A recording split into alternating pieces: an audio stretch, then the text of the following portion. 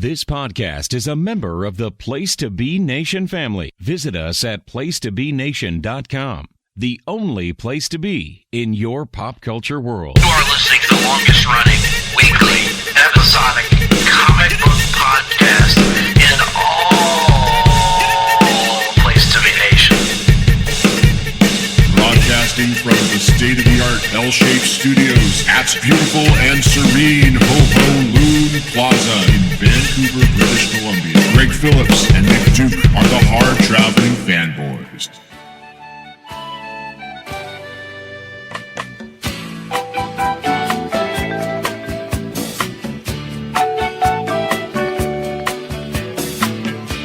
I blew out my flip-flop, stepped on a pop-top, caught my heel, had to cruise back home. As he does the walking motion with his fingers, of course. But there's booze in the blender, and soon it will render that frozen concoction that helps me hang on. Wasted away again in Margaritaville, searching for my lost trigger and saw. Some people claim that there's a Nicky to blame. Yep. Worth the lengthy setup for the payoff. And by worth it, I mean worth it to you and I and maybe two other people. And that'll be about it. But isn't that really our podcast in a nutshell? Actually, our podcast In a nutshell, it's like, look at me, I'm a podcast. How did I get into this large nutshell? And how do you put like an audio file into a nutshell? Would it have a USB input or of some sort? I don't know. I don't know, but we're in there. There it is. We are broadcasting to you, folks. We are the Hard-Traveling Fanboys, of course. I'm Greg Phillips. Yep. He's Nick Duke. We are broadcasting to you this week live from a high school gymnasium somewhere along the Carolina coast. In the backwoods of North Carolina. And we are bringing you what is sure to be another 6-star internet comic book podcast. And we are here to bring you a very special edition, as we promise always, of the Hard-Traveling Fanboys, because we've moved the L-shaped show to this very small high school gymnasium. We barely fit it in here, in fact. Mm-hmm. And we are coming to you to bring a hot take review of Thor Ragnarok, hottest movie in the country, dominating the box office, dominating the record sales, dominating the Billboard charts. It's number one with a bullet, as they say. If we were doing a musical biopic film, this would be the montage of the newspapers spinning in the front of the screen with shots of the little chart going up gradually. Line chart going up, Yep. And the jagged line. Exactly. And we would like to remind you all that if we, the Hard-Traveling fans, are going to hell, we're going to hell playing the piano. A piano. So yeah, we're here to talk about Thor Ragnarok. Yes. And Nick, both of us have now seen the film, which means we can review it. Yes. As opposed to review something we haven't seen. Right. Never review a product that we haven't recently viewed or read. Should we just get right into our thoughts on this filmic excursion? Why not? I mean, it makes sense, does it not? That's a great point. And when you're talking about Thor, you are indeed talking about the hammer of the gods. And this movie did drive its ship to new land. It fought the Horde. And it came out as the best Thor movie, in my opinion. And it came out as one of the better entries in the Marvel Cinematic Universe. Actually surprised me at points, based on what I had read going into the film versus what I got in the film itself. Nick, just broad strokes before we get into the nitty-gritty dirt band of the whole thing. You're Mr. Bojangles' take on the whole thing. Mr. Bojangles. I enjoyed it. I enjoyed it more than I was anticipating enjoying it. Some of you may remember way back when this very ambitious Phase 3 slate for Marvel was announced. When the title of Thor Ragnarok was first announced, it instantly became my most anticipated Phase 3 MCU movie outside of maybe Infinity War. But even that, it was right up there with it. And then as information about the film started to trickle out from the director to the clips that were released online to just kind of the general tone of what it seemed like it was going to be, my anticipation started to waver, and my expectations started to lower, and my concerns started to rise a bit. And I am very pleased to say that most of my hesitance and my concern was unfounded. Most of it, not all of it. As we'll get into, there were still some things that kind of bugged me a little bit, and I think there were some definite downs. But for the most part, big thumbs up from me. Not really sure where I would place it among the MCU pantheon, but that's another question for another day, my friend. Now it's interesting because for those that may not be aware, tell people.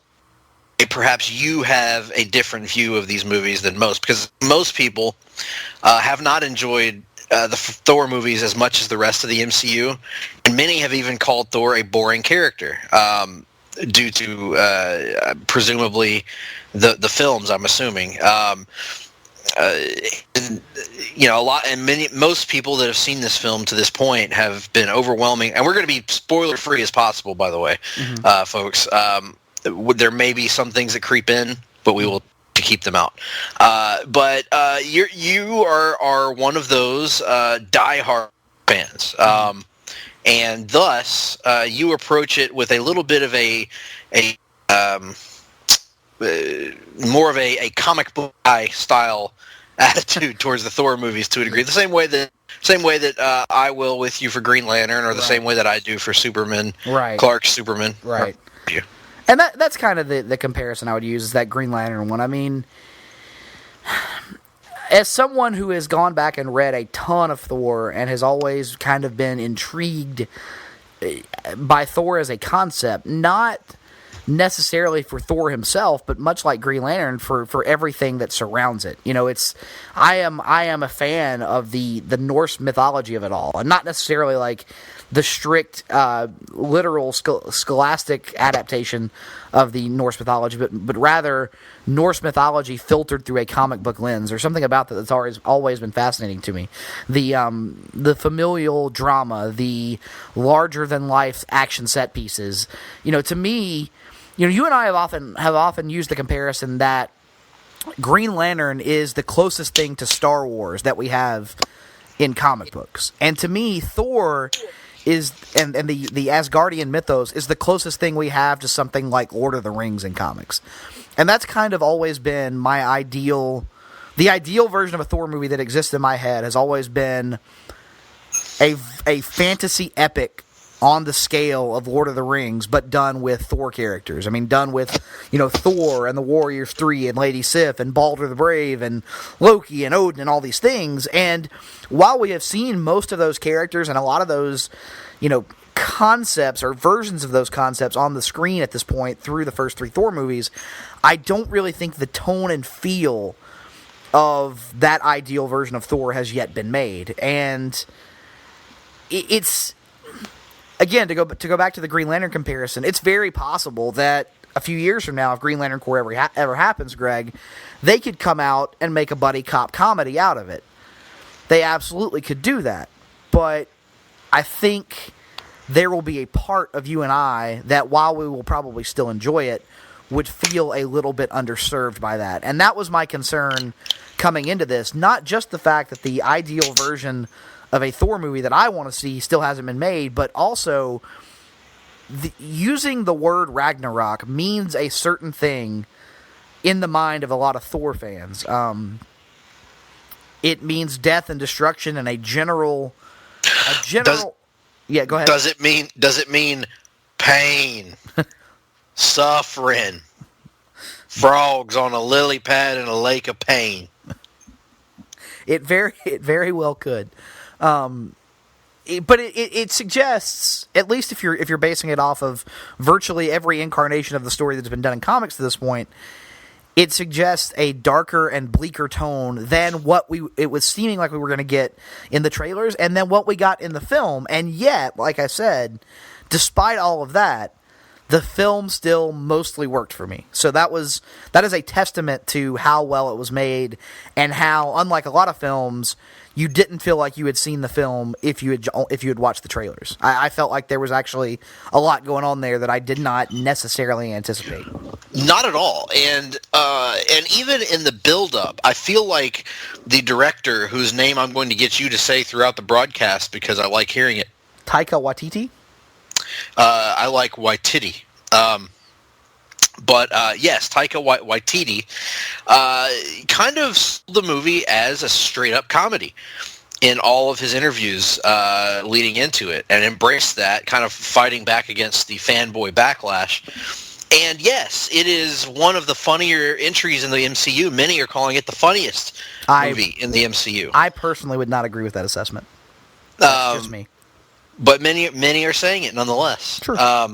And yes, it's a funny movie. It could be considered a comedy. But what surprised me was that there was still a sense of stakes. Right. There was a sense of dramatic weight. Right. There were emotional scenes, and most appropriately for me, as those who listen to the show for those who know me long time. No, I am a big aficionado of action films, and one of the areas where I've been most critical of the MCU is in the action department, and I thought, much to my surprise, not chagrin,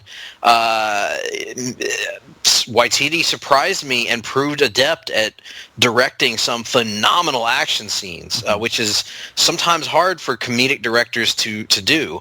So yeah, I thought the action was the biggest surprise to me, and the dramatic weight. Yes. Because I think we were both sold the movie as being a flat out, zany comedy, and to a degree it is, but it's not. It never jumped into the territory of being a satire or being a send up of superhero movies in the same way that, say, Deadpool did. Right. Yeah, I would agree with that. And like you said, it managed to still have some emotional weight and some stakes to it. For the most part, with a few exceptions here and there. When the goal of a scene in the film is to draw an emotional response, or to have you concerned about the lead characters, or to make you contemplate the repercussions of what is going on the screen, it succeeds in doing that, and it strays away from attempting to undercut that with humor most of the time. There are a few, minor examples here and there where I thought the scene was going in one direction and it kind of got derailed by a mistimed joke, but for the most part, Waititi and Kevin Feige and the guys over there at Marvel, I don't know who the screenwriters were off the top of my head, but they seem to know enough to know that comedic scenes are comedic scenes, and yes, you can have some scenes that are a mix of things and can pepper some comedy in, but when the movie is going to go for some of those very few dramatic moments that are in there, it's important to kind of let those moments stand on their own merits, and I thought they did a good job of that. Right, and where I diverge a little bit from you is I thought that for me, almost all the humor worked for me. It really did. I thought the jokes landed. I thought the jokes took scenes that could have been over dramatic and helped me accept them and swallow them a little bit better at times. I think taking some of these concepts and exploring them for humor was a good move. And to me, it didn't.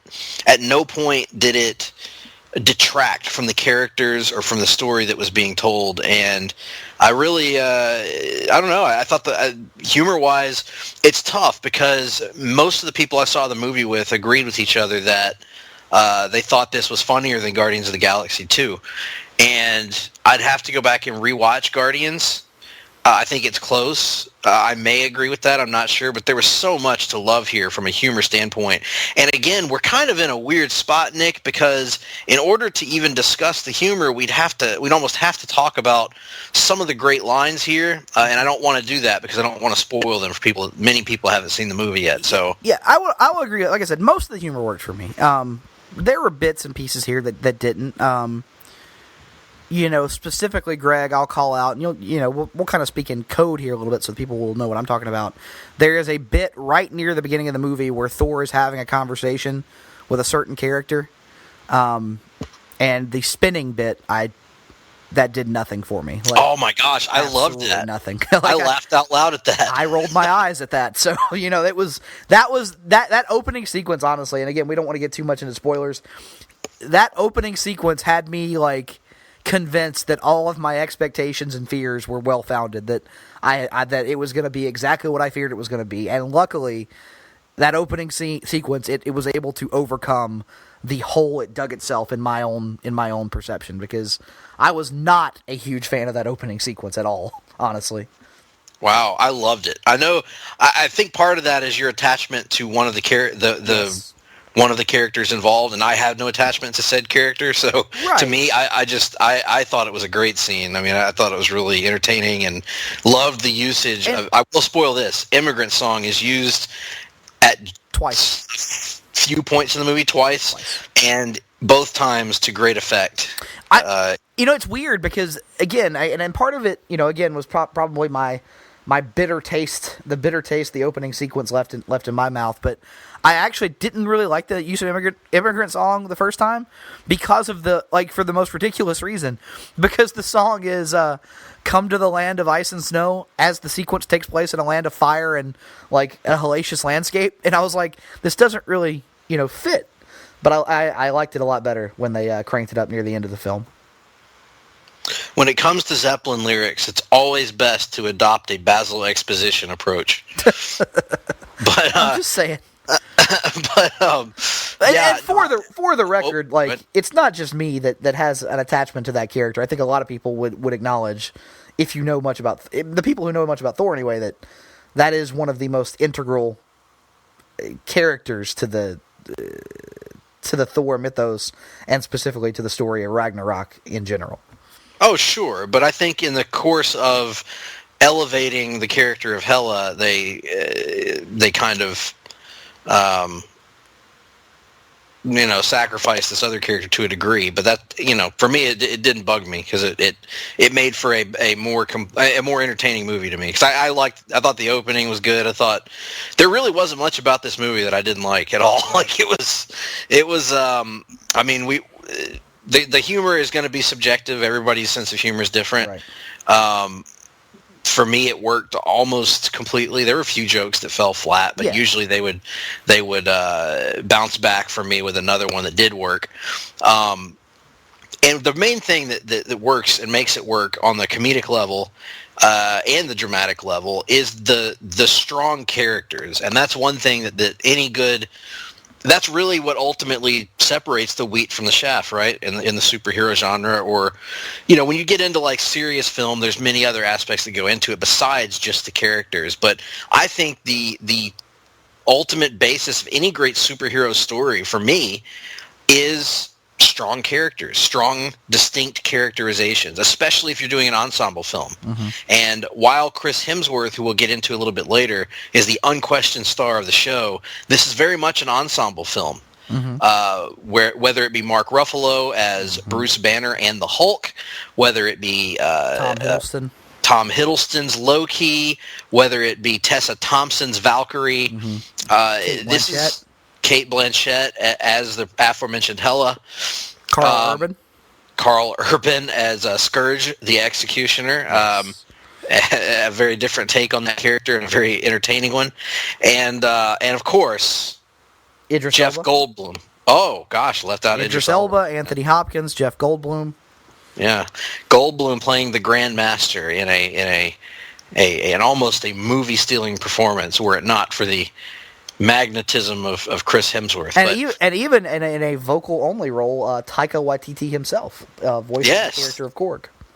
Exactly. So, the characters in this are really what define it for me. I don't know the first thing about Valkyrie. Mm-hmm. I don't know anything about the character. Honestly, I'd barely even heard of the character before this movie. And Tessa Thompson has made me care about that character, has put it on my radar with her strong performance. And that's one of the things, like we talk about, or I mentioned earlier, how you didn't really feel like you had seen the entire movie before you walked in, because, like, I knew she was playing Valkyrie, but everything we had seen from her in the trailer, I was like, this is a version of the Valkyrie that has nothing in common with the Valkyrie that I know. And then, like, you actually sit down and watch the film, and it's the Valkyrie. It's a different take, and she's in a different, like, set of circumstances than you would normally expect from the Valkyrie, but, like, her dedication to her ideals, her tragic backstory, like, a lot of that is very much intact, and it's a really cool, it's an unexpected yet fairly accurate take on the comic book version of Valkyrie, in my opinion. So major props to Waititi for figuring out how to put a different spin on that character that still has enough things there that are familiar for fans of the source material. In a similar way to what he does with Scourge. I would agree. The Executioner, Carl Urban, who for genre fans is familiar. Kind of on fire at this point in terms of genre film, is he not? Yes, from people know him perhaps as Bones in the Star Trek movies. Of course, he had a pretty awesome show in Almost Human that he was a big part of. Dredd. He played Dredd. He played Dredd and Judge Dredd in the Dredd movie a few years ago. So he's pretty well known by this point. He also played in Doom. He did. Unfortunately for him. And he does another great job here in a totally different role, because those that know Carl Urban know he's usually the kind of dry, sarcastic. Right. He's very. If you're thinking of his humor, you're going to think of his Bones, from Star Trek, and you're not really going to think of a more outwardly comedic character. And what was really cool about this is, yes, his Scourge plays for laughs at times, but as I told you after seeing it, and that's another brings up another aspect of the film I want to praise in terms of Waititi's direction and editing. Carl Urban's Scourge is probably only on screen for maybe 12 to 15 minutes total, somewhere in that neighborhood, and yet in that 12 to 15 minutes, with a good portion of that being dedicated to jokes and humor, he's able to use the remainder of his screen time to actually put together a pretty compelling little mini character arc that is believable, relatable, and, like, genuinely emotionally moving by the end of the film. So major props to that. For so many characters to be in this film, I feel like this is one of the films in the MCU that did the best job of kind of giving everybody their moments. Guardians is typically pretty good at it. I know some people were critical of Avengers when it put Hawkeye off to the side. I know some people were critical of Age of Ultron when it kind of had Black Widow get captured near the end of the film. But this one, it kind of felt like all the major players kind of got their moment, so to speak. Absolutely, and one of those major characters is the Hulk, and part of this movie, it's no shock, this is no spoiler to anyone, part of this film incorporates, in addition to the Ragnarok story of Thor, it also incorporates Planet Hulk, which is a famous Hulk story that came out about a decade ago, give or take, and was based on a premise of the Hulk being stranded on an alien world. And this picks up this movie picks up after the events of Age of Ultron, where the Hulk is lost in space in a spaceship for the last that we knew of him, and he finds himself crash landing on this planet where he becomes a gladiator. Again, no spoiler because that's shown in all the trailers. And what we do get here that's different for the Hulk is we get a talking Hulk, and both you and I, Nick, have been very clear that we are not talking Hulk fans, and that because it's not so much talking Hulk for me it's Smart Hulk, because Hulk talked in it's the early days, but it is the slippery slope that it often leads to. Is my Right. thing, because once I you don't- start down that road, the tendency of a lot of people who handle the character is to just continue to push it further and further and further down that road until you reach a certain point where I think you've kind of lost the point of the character, like his entire appeal. Luckily, that is not what we see here. No. What we see here is maybe the best version of the Hulk that we've seen. A Hulk that is right off the comics page, in that I think Waititi, even more so than I think animated adaptations have done, really captures the Hulk as an overgrown child. Mm-hmm. And it's I don't want to spoil some of the greatness that is the Hulk in this movie, but his reactions to things are just like a toddler would react. Like he's very angry, and then he's very content and happy for a moment, and he wants everything his way and his way only. And it's really, it starts out and he's kind of annoying, and then then he grows on you, and it's like, oh, cute little Hulk there with his Hulk smash and Thor sad and all these other great lines that he has in the movie. Mm-hmm. And he just there's one scene in particular when he gets so angry he doesn't even talk. He just shakes with rage and then just pumps his fists up and down like a baby just throwing a tantrum, and it's perfect. I really enjoyed this take on Hulk. Mark Ruffalo also gives a great performance as Bruce Banner in this one, who has some terrific back and forth with Thor during the film. Yeah, I would agree with all of that. It's very strange, because one of the things that I'm sure we're going to get into here is the film is almost broken up into three fairly equal chunks. You kind of have a middle chunk, a beginning chunk, a middle chunk, and an ending chunk. And the middle chunk is kind of where you have most of all the Planet Hulk stuff. And it's weird because I enjoyed all the characters from the Planet Hulk section. Like, I enjoyed seeing the Hulk, and I enjoyed seeing the Valkyrie, and I loved seeing the Grand Master, as we'll get into here a little bit. And I loved the introduction of Korg, and I enjoyed all the character interactions that went on during this time. But the overall, this is how Sakaar is laid out. There are scavengers, and they're going to have an uprising and all this other stuff. I just didn't care about anything that was actually going on during that middle part. I was just waiting for them to, all right, pick up all the characters and let's move on to the next part of the film, even though I enjoyed the individual interactions in between there, if that makes any sense. I don't know if I'm doing a good job of describing that. I guess I enjoyed the interactions, but the plot itself at that point I had no investment in. Yeah, you didn't care about the gladiator subplot and getting out of there and all that. I liked it. I thought it was pretty fun, and and here comes the controversial part that I'm sure will net us some emails to the loneliest email addresses in the world, Greg P at placetobenation.com and or Nick D at placetobenation.com. I thought the movie version that we got in this film of Planet Hulk was infinitely better and more interesting than the comic book version of Planet Hulk, which I would remind you, Nick, took that portion of plot that you said you didn't care for and stretched it into what felt like a never-ending comic book story. I'm aware of that, Greg. And it also, it was a ridiculous concept about the Hulk, becoming a gladiatorial ruler of this off-world planet that didn't realize that's what it was. It took itself very seriously, is the way I would put it. And this kind of did not. And never a better example of that than the character of Korg. Right.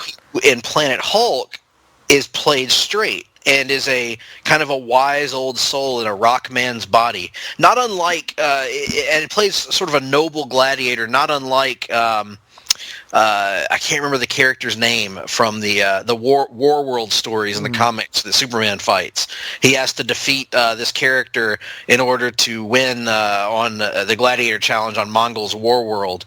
And it's kind of not unlike that character in the comic. And in the film, Korg is, how would you describe Korg? A softie?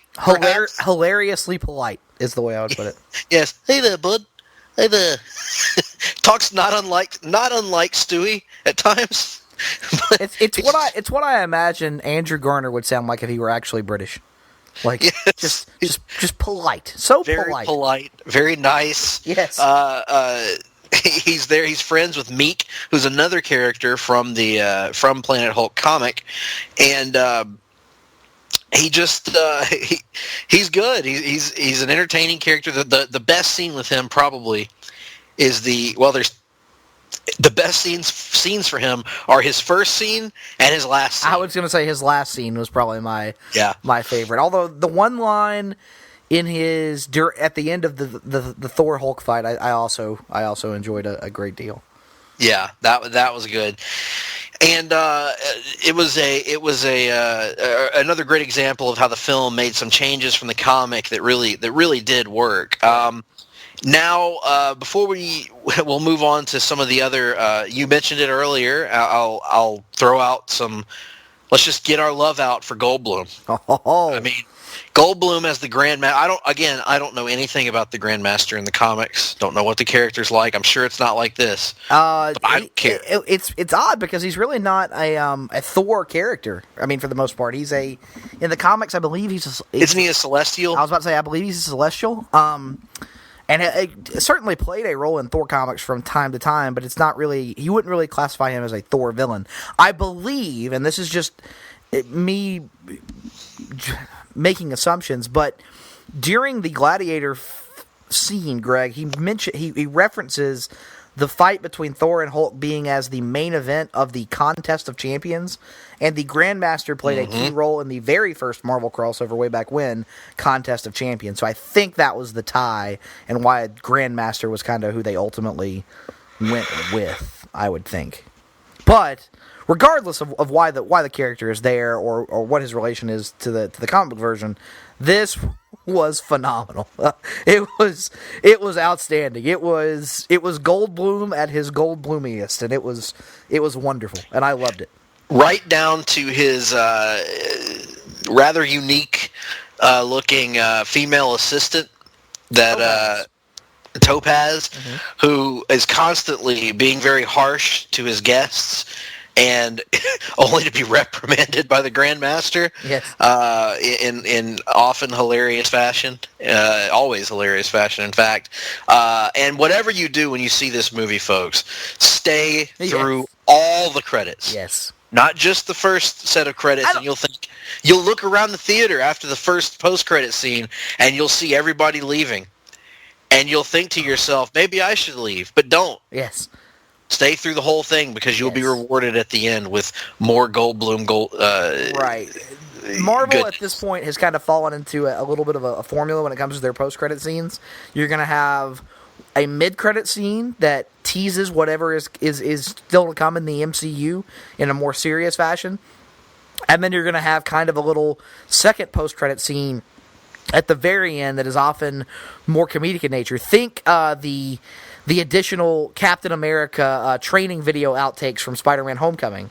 So you get kind of a version of that with Jeff Goldblum's Grandmaster, kind of a post-credit there, and it is outstanding. It's among the funniest post-credit scenes they've done. How would former WWE superstar Nathan Jones describe it? Glorious, I believe, would be the word. And I would agree with that with Mr. Jones. Mr. Jones and anyway, the Goldblum is just phenomenal. What else can you really say except that he's that is to say here we go. He is the Grandmaster. And it's that is to say life does find a way. It's almost Shatner-like there at the end. Yeah, you Life. You always take the Goldblum the Goldblumisms up find a way to just a little too much. You're close, but that's the beauty of any impression is you don't just do the impression, you take it to the next level. Think about every George Bush Jr. or Senior. What I am saying is whatever the level would be, that would be one level up. You go another level above that. You're saying I turn it into you're saying I take Goldblum and I turn him into Eugene Levy. Yes, is what you, that is pretty much what you do. Yes. Just imagine if Levy had played the Grandmaster. Go ahead. Thor, I've never done it with a pastry, but Oh, I thought for sure you were gonna go to your favorite Eugene Levy line. Well, Thor, you are the man. You are the man. Because let me explain that joke to people, though, Nick. You can't just throw it out there. There was a film that I believe was called The Man. It was. And it was neither a buddy you comedy. nor I have ever watched the movie. First of all, but I don't know if you've I ever remember seen the it. trailer. I just know I've never seen it. I've never seen it. I just said that. It was a buddy comedy that starred Samuel L. Jackson, who played the titular part of the man, and Eugene Levy, who, as I understand it based on the trailers, was attempting to become the man. Did he succeed? I don't know. Nick? I haven't seen the film. I don't know. The point, if there is a point to any of this, is that Jeff Goldblum was outstanding. Here's hoping he makes some appearances in the future. I, for one, think there's a lot of potential, and perhaps, what about a Jeff Goldblum's Grandmaster and Benicio del Toro's Collector going on an adventure together? What if they meet up with Stan Lee's Watcher? Oh, that would be fantastic. Give me those. Seriously, those two characters just running around together, being weird and eccentric. I think there is a solid Guardians 3 subplot somewhere in that. I was a UPS driver. Speaking of which, Stan had another great cameo. He did as well. I don't want to spoil it. No spoils. But yes. Great stuff. And let's move on to the villain of the piece, Hela, played by Cate Blanchett. Mm-hmm. And I think it's interesting, Nick, because I think there could be a criticism, just for the sake of devil's advocacy here, that, we criticized the character of Malekith in Thor: The Dark World for being very one-note and not exactly having the deepest of motivations. Right. And I think there could be a criticism of that for Hela, but I think for me, the difference is the amount of charisma that Blanchett brings to the role. When your one note is bland and monotonous and frankly uninteresting, that's not the note you want to have. But when your note is bombastic and charismatic and just flat out entertaining, yes, gleeful in your evilness, which is what Malik. We've been down that road. Greg. But yes, I agree. Kate Blanchett. Sometimes you watch these superhero films and you see actors or actresses. Think Natalie Portman in both Thor movies. Think, in my opinion, Gwyneth Paltrow in the first Iron Man movie. There are other examples I could probably come up with, but you see these actors and actresses who it looks like they just really don't want to be there. Like, they would rather be anywhere else doing anything else than what they're doing in that film at a given moment. And then you watch some of these, and it seems like the actor or actress is just having the time of their life. And that's what I imagine Cate Blanchett was doing with her performance. It looked like she was having so much fun playing that character, even though the character is not one that is joyful, like at very many moments. It's kind of she's always, very intense, but it looked like she was having a blast doing it. Totally, and it really increases the entertainment film when the villain is having such a good time chewing scenery. I think a good comparison would be to Hans Gruber in Die Hard. Right. That kind of traditional, over the top, hammy villain. And she goes for it, man. And they do actually give her a backstory that's kind of unexpected and ties her to the main characters in a way interesting and very cool, quite frankly. Mm-hmm. And speaking of cool, I mentioned this to one of my coworkers yesterday. It's amazing how, because he's not in all the Marvel movies, you grow, or at least I grow, to forget just how amazing Tom Hiddleston is as Loki. And all it takes is one more movie with him to instantly remind me how much I love him and how vital he is to this cinematic universe. Yes. He plays a Loki again here, of course, and just kills it. Absolutely kills it in every scene. And Nick, I think I talked to you about this off the air. It's what's so great and so brilliant about this Loki is my heart almost breaks every time that he goes into his old ways in these films. And I want him to turn that corner and to prove to Thor, the ever optimistic Thor, that there is still good in him. So it's just, he does such a great job of getting that across and making a character that even though he's oftentimes doing bad things, you genuinely root for him. Yeah, I mean, that has kind of been the modern hallmark of the Loki character in both film and comic. It used to be that Loki was the detestable mustache-twirling villain, and kind of the more modern take on him has been this. And, Tom Hiddleston, I would argue, is largely to thank for that, much the same way that Robert Downey Jr. is to thank for the modern comic book portrayal of Tony Stark. It's a better approach, quite frankly. It's one that has made a change for the better in the Thor mythos, and so I'm a big fan of everything he's done. And yes, like you said, he was great here, man. He was absolutely fantastic. Kills it every time out. Gets to display some comedic chops here that he hasn't gotten to do in a while.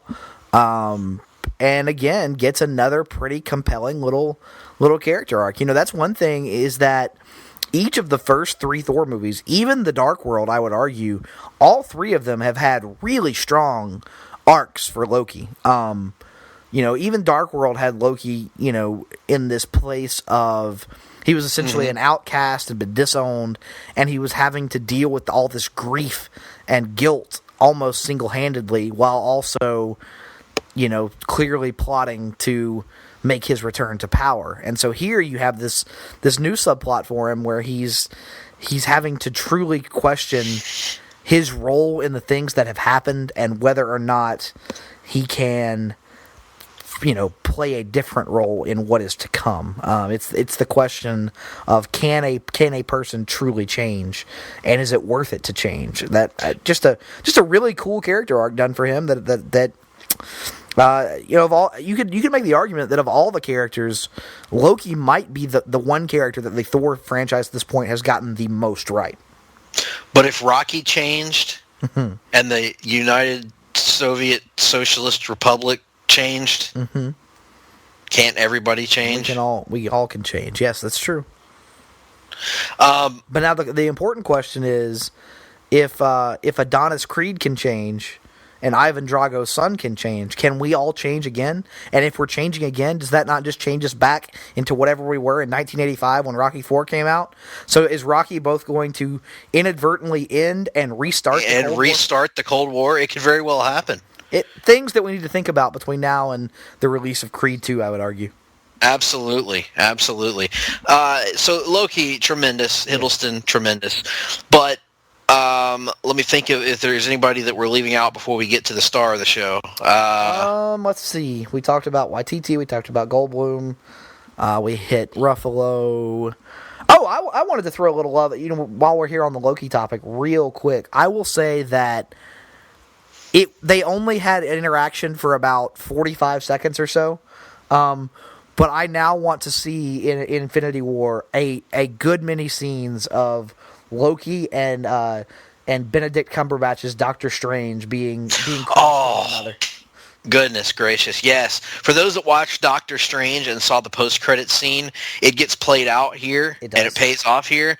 And I told you this, Nick, and I stand by it. I enjoyed Doctor Strange more in these scenes in Thor Ragnarok than I did in his own film. Well, that makes some level of sense as well. I mean, you part of your criticism of Doctor Strange, the film, was its feeling of sameness, largely related to the formulaic origin story. And I think now, in this film and in going forward, you're going to see a fully realized Doctor Strange. And I felt like in Doctor Strange, he got usurped uniqueness and in intrigue by his supposed sidekick character Baron of Mordo, yeah. Baron Mordo. So here, with no Baron around, he is there's always a Baron around. It's Marvel, so one of these side characters will become a Baron at some point. But nevertheless, we were able to see Doctor Strange show a different side of his personality, and his interactions with Thor and with Loki are tremendous. But let me tell you who I want to see more scenes of in Infinity War, Nick, and that is Loki and the Hulk. And that just tremendous. I won't say any more than that. But let's finally get into Chris Hemsworth. And both you and I have been sky high on him since he very first appeared as Thor in Thor. And even with criticisms of the first movie and to a greater extent the second movie, none of our criticisms have ever centered on Chris Hemsworth. No. We've both have thought he's been excellent in every film that he's been in, and I think particularly the Avengers films allowed him to show off some of his greatest strengths as a performer, as an actor, which is anyone that's seen him on Saturday Night Live, anyone that has seen him in the Ghostbusters reboot movie where he is completely the best part of the film, has seen that Hemsworth has uncommon comedic timing, a level of comedic comfort and understanding that is probably not matched by anybody in the Avengers cast other than Robert Downey Jr. And that's high praise because RDJ is a king of improv comedy, but Hemsworth can hang. And what we got to see in this film is for the very first time in a solo movie, and really for a significant amount of time, we got to see Chris Hemsworth, more Hemsworth into his Thor, so to speak. He got to really show his natural charisma, his natural sensibilities about comedy and what makes a scene funnier and what makes a scene work versus what doesn't, and was able to do all of this while staying true to his character. While I saw this tweeted out by someone, I can't remember who. I apologize if I'm mentioning you and you tweeted this out somewhere out there in the listening universe. But somebody said that Ragnarok showed that a hero can be comedic and goofy without being an imbecile. And I think this movie did everything for you, the humor of Thor, but also to you his faults, his weaknesses, his ego, of course. As you know from the comic, ego is often his undoing. He's confident to a fault. But beneath all of that, it also shows you that he is an unrelentingly brave hero who's never going to quit in the face of insurmountable odds. So I really, really thought that Hemsworth put on his strongest performance to date in the MCU, and my hope is a new set of Thor movies, because I really want to see Hemsworth continue to play this character for years to come.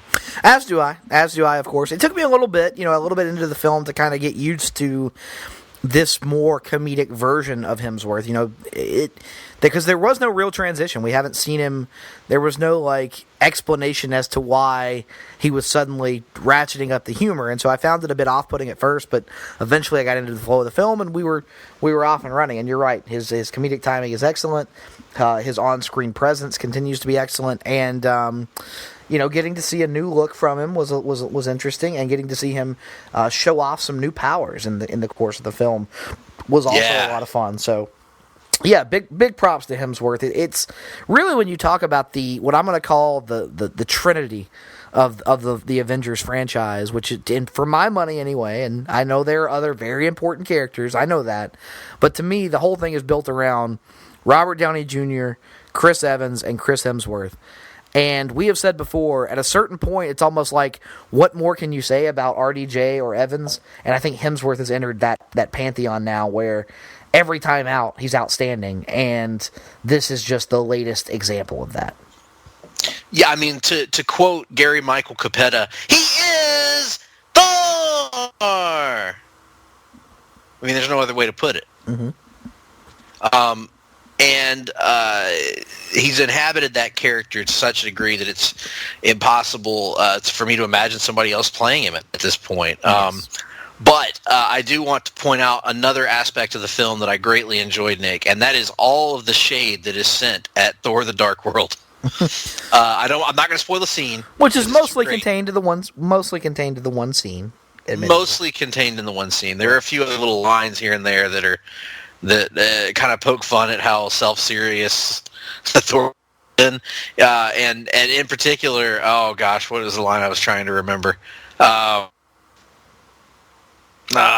losing. Oh, there's a throwaway line about the breakup. They basically treat Jane Foster in every bit as dismissive a way deserves to be treated as a character after the first two films. Wow. In my opinion, not Jane Foster, the comic book character, Jane Foster, the movie character, which is totally different. They underwrote her, and they pretty much completely dismiss her in this one, and replace her as the lead female with a much more interesting character in Tessa Thompson's Valkyrie. And you mentioned interesting female characters. That's one thing I wanted to bring up. As notable as there are, as notable as Tessa Thompson is for being an interesting female character who is present, I gotta admit, I was a little bummed no Lady Sif in this film whatsoever, because I thought that Jamie Alexander's Lady Sif was a highlight of the first two films for me. Yeah, although there are arguments to be made that it's a good thing she didn't show up, and I'll leave it at that. Yeah, I miss Lady Sif as always, but I think from what I read, there were issues with scheduling, and they didn't want to recast. So, but yeah, I overall I love this one. Mm-hmm. I'm not prepared to rank it. That's not my job today. No, it is not. Of course, that's for another time, Daddy. That's for another. That's for in 2022. Mm-hmm. Round. Doing this movie in our as Jerry Lee Lewis would say, Greg, that's for another place, another time. Another time. Want that room of mine. Oh. In any event, both of us go watch it. What are you waiting for? If you haven't seen it yet, check it out. Go watch it on the big screen. I do want to say the visuals in this film are very good. Terrific. You got to see it on the big screen. Action scenes that live up to the hype. Some of the best MCU fight scenes. In particular, the last climactic fight scene that takes place in the third act. Yeah, that was one of the ones that I was frustrated by, just because I was like, this could be longer. Like, I wanted so much more, and I'm not complaining about what we got, because what we got was very good, but there were aspects of that last film, Greg, or that last fight scene where they're doing the superhero movie thing where all the individuals are pairing off, to have the big fights, and there were a couple of those fights that I just wanted to see so much more of, that I wish the film had been like maybe 20 minutes longer and put all of those 20 minutes in the back third of the film. Yeah, and see, I was actually about to say, I think one of the things I love about this film is it shows you can make a great superhero movie, and it can be at or under 2 hours. Okay, well then how about this? Let me put it this way. Make the closing bit 20 minutes longer and take 20 minutes out of the middle part. How about that? Fair enough. But I wouldn't have changed anything about the movie. I liked, it was an awesome fight scene, but for me, I like being left wanting more, give me a reason to want to come back next time. And they certainly do with this one. But yeah, so go check it out in the theaters. Nick, any final thoughts on Thor Ragnarok before we take a commercial break? No, not really. I enjoyed it very much. Like I said, glad to see that most of my concerns were unfounded. And I am intrigued to see what Taika Waititi, if he decides to make another one, if Marvel decides to make another Thor film, if Chris Hemsworth is even, I don't know what his contractual status is, what kind of obligations he has to Marvel going forward, but if they decide to make another one, I am all for it, and I still hold out hope that one day I will get to see the ideal version of the Thor movie that to this point only exists in my head. Hey, you want to hear the greatest joke in the world, Nick? What's that? What do you call director of Thor? Let me rephrase. Do you want to hear the greatest? This joke is off to a rip-roaring start already. Let me rephrase, Nick. Do you want to hear the second greatest joke in the world? Sure, Greg. What do you call a tornado that sucks up the director of Thor Ragnarok? A Waititi twister? Damn it! Yes, that's what you call it. Oh, that was totally worth the build-up. What's the greatest joke in the world? Tribute. Ah, gotcha. In any event, we do invite your thoughts. If you've seen Thor Ragnarok, please send us an email correspondence to Greg P at placetobenation.com, Nick D at placetobenation.com, or tweet us. Tweet us. At JR's BBQ. At JR's BBQ. At G Phillips 8652 or at Nick Duke 87. Yep. Join the Place to Be Nation Facebook comic book page. Yes. We've had some shocking hot takes lately on there. And that's what we like to see as far as the community goes. Will we participate? Who the hell knows? But we're going to be there, and we're going to be monitoring. And you can join and give us your comic book hot takes. Let us know your thoughts. Tell us what you think. Are you happy? Are you sad? What do you think about the happenings in the comics world? I couldn't think of a cool word like grabs. Do you think that anything is a fire that might be set in and or around a dumpster? Oh, that's a great point. That is a great point. Let us know. And with that, we are going to commercial break. You're going to hear about all the great podcasts here at Place to Be Nation, including such luminaries as Sellers Points, Geek and Sassy, our friends, Sunday Groove, Conversation Comics, and Imaginary Consideration paid for by the following. Hey, pro wrestling announcer Kevin Kelly here. I want to make sure you are all subscribed to all the great feeds here at Place to Be Nation. It's really easy to do. Just head to iTunes or your preferred podcatcher app today and search and subscribe to the Place to Be Nation wrestling feed, which, of course, includes the full archives of the Kevin Kelly Show, the Place to Be Nation pod feed, and the Pro Wrestling Only feed. Subscribe, listen, and then rate us and leave feedback today. And be sure to give Justin your true thoughts. I mean, don't hold back. After all, he is kind of a jerk. Just listen to Scott.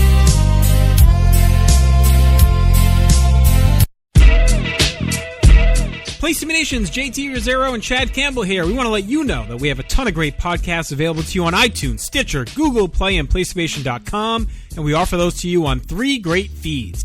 On the Place to Be Nation wrestling feed, we bring you the Mothership, the original Place to Be podcast, as well as Main Event, Lucha Afterground, and our monthly pay-per-view reaction shows, as well as the Our Vantage Point podcast and Jeff Learns Wrestling. In addition to these full-length shows, we also deliver quick-hit pod blasts on topics old and new. Over on the Pro Wrestling Only feed, we dive deep inside the wrestling business with a stacked army of experts leading the way. The feed features potpourri shows such as This Week in Wrestling, Greetings from Allentown, Psychology is Dead, Puro Potpourri, Stacy and Elliot's Bogus Journey, and the Military Industrial Suplex. We also have shows that focus intently on certain topics like Letters from Center Stage, Space City, and NWA Classics On Demand Adventure, Through the Years, Strong Style History, Strong Style Story, and Mount Olympus. Plus, the feed has the full archives of legendary shows like Titans of Wrestling, Where the Big Boys Play, Letters from Kayfabe, and much more.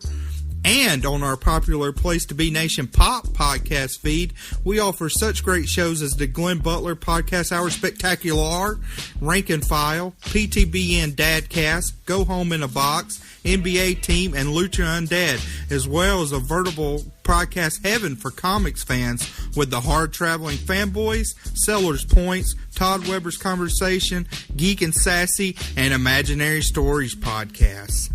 You can find all of these current shows plus archives of our past podcasts, including The Kevin Kelly Show, as well by subscribing to all of our feeds on iTunes, and while there, be sure to rate and leave feedback as well. All of these shows, plus others, available on PlaceToBeNation.com, where we cover pro wrestling, sports, movies, comics, plus in-depth stretch projects and more.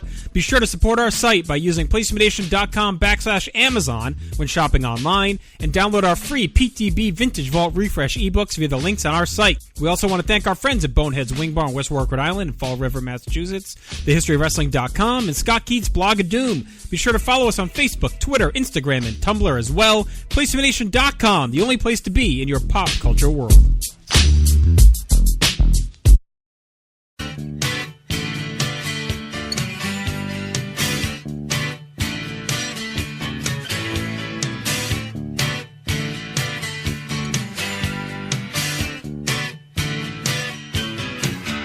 I was standing in line at the city bus stop, soaked to the skin from the ever raindrop. I see you driving by just like a phantom jet, with your arm around some little brunette. You say you won't be home because you're working late. Honey, I'm no fool, you've been out on a date. The lipstick on your collar gives your game away.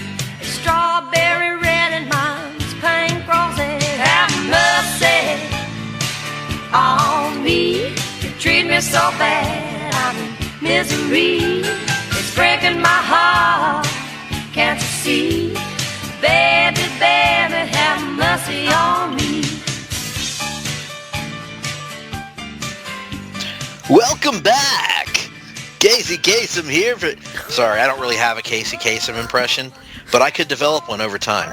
If you're building off that foundation, I don't think you're developing one over time, personally. You don't know a damn thing about a Casey Kasem. Get out of here, Nick. If he wasn't a country music disc jockey in the mid-'70s, you don't know nothing about him. Hey, for the record, Casey Kasem, they used some of his voiceover in the original Ghostbusters. Thank you very much. I know a lot about Casey Kasem.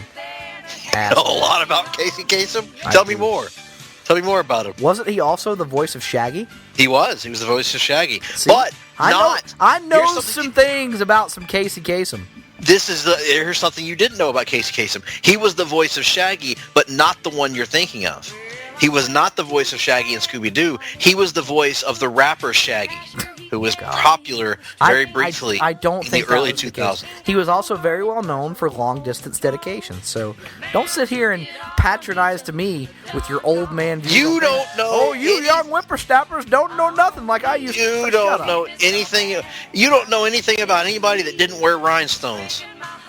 That's your problem. I'll have you know that Johnny Cash never wore a rhinestone in his godforsaken life. I don't know that. Why was Johnny Cash's life I don't know that to be true about the rhinestones. I'm just assuming he didn't because he was. Who was that? Help me with this, Nick. I've been trying to think of this so I could reference it just now, and I can't remember the guy's name, but maybe you'll remember it. Who was that guy who was a taller, gray-haired man with a clean-shaven face and wore rhinestone suits all the time? And he used to host TV shows about country music all the time. No, it's Porter Wagoner, of course. Porter Wagoner, yeah. I don't know why I couldn't think of his name. Yeah. Porter Wagoner of the Porter Wagoner Show fame, which introduced us not only to Dolly Parton, but also Dolly Parton's, I Will Always Love You was first performed on the Porter Wagoner Show as her farewell piece and a dedication to Porter Wagoner himself, not for romantic love, but for thanking him for giving her the opportunity. That is more information about Porter Wagoner than I asked for, sir. Listen. Sometimes you got to come straight to the source and ask the questions that matter. For example, Porter Wagoner.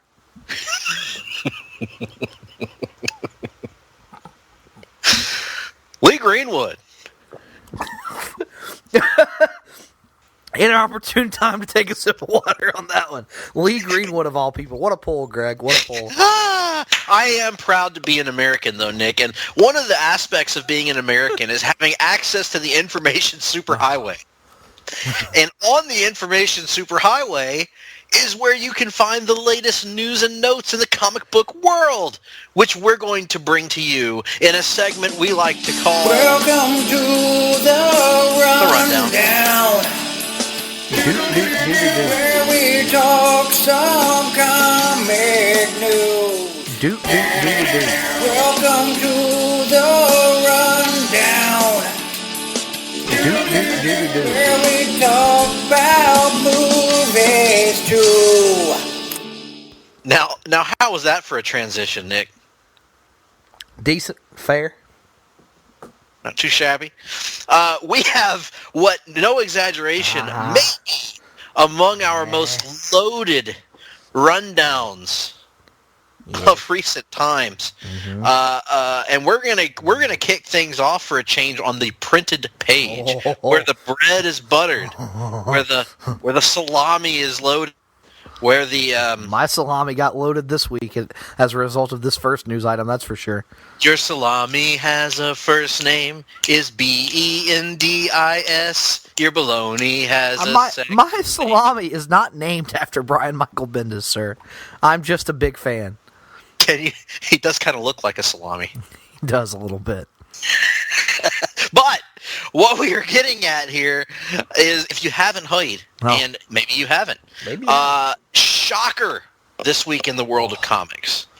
And I don't think that's an exaggeration. No. It caught all of us off guard. Genuinely stunning, and that is something that you can't often say, because a lot of times, Greg, especially with the print comic, because the comics are in development for so long and so many people have to see them, it feels like a lot of things get spoiled for us, and there's a lot of things that don't take us by genuine surprise anymore.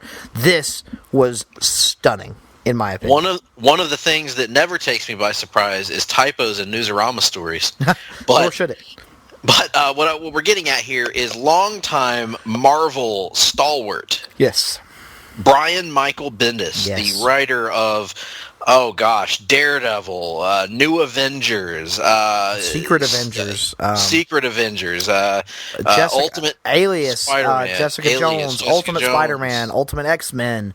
Let's see, where else can we go? Iron Man, the Invincible Iron Man. Yes, of course. Defenders, The Pulse.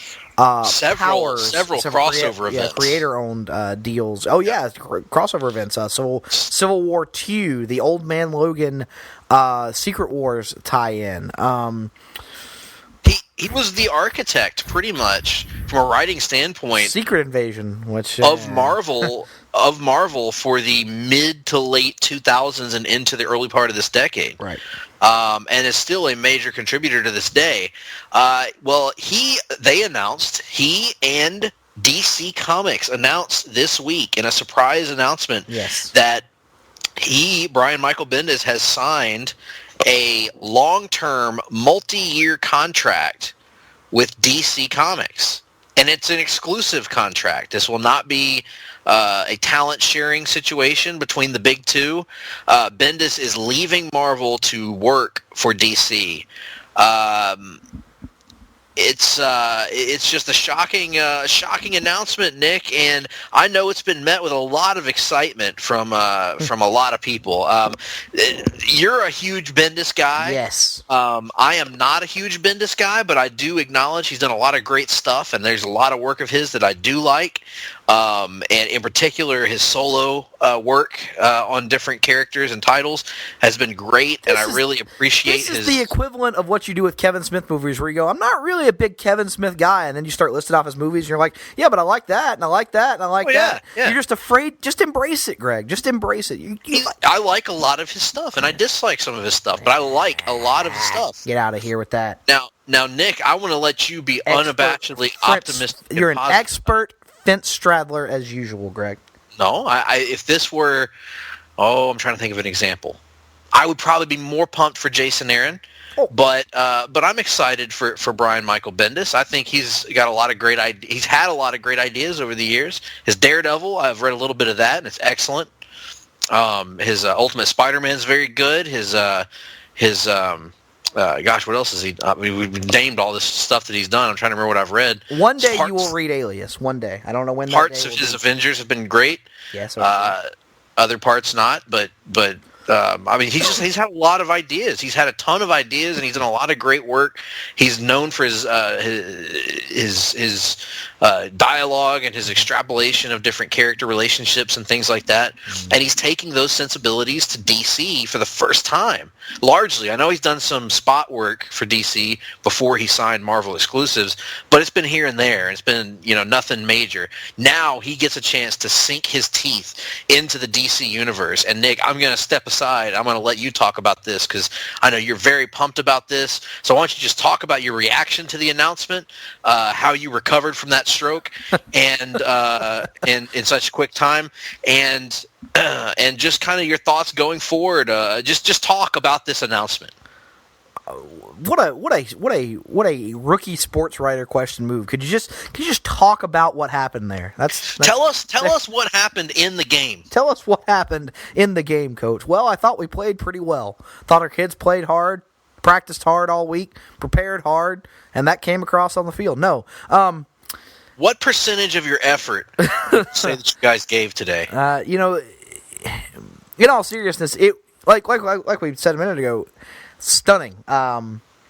This was a guy, Brian Michael Bendis. If you followed him, and granted, there was always a portion of us that believed that it was mostly a put on, but he was a guy who always seemed to not just be a Marvel employee, but seemed to be an out-and-out Marvel guy. He would take friendly shots at DC from time to time.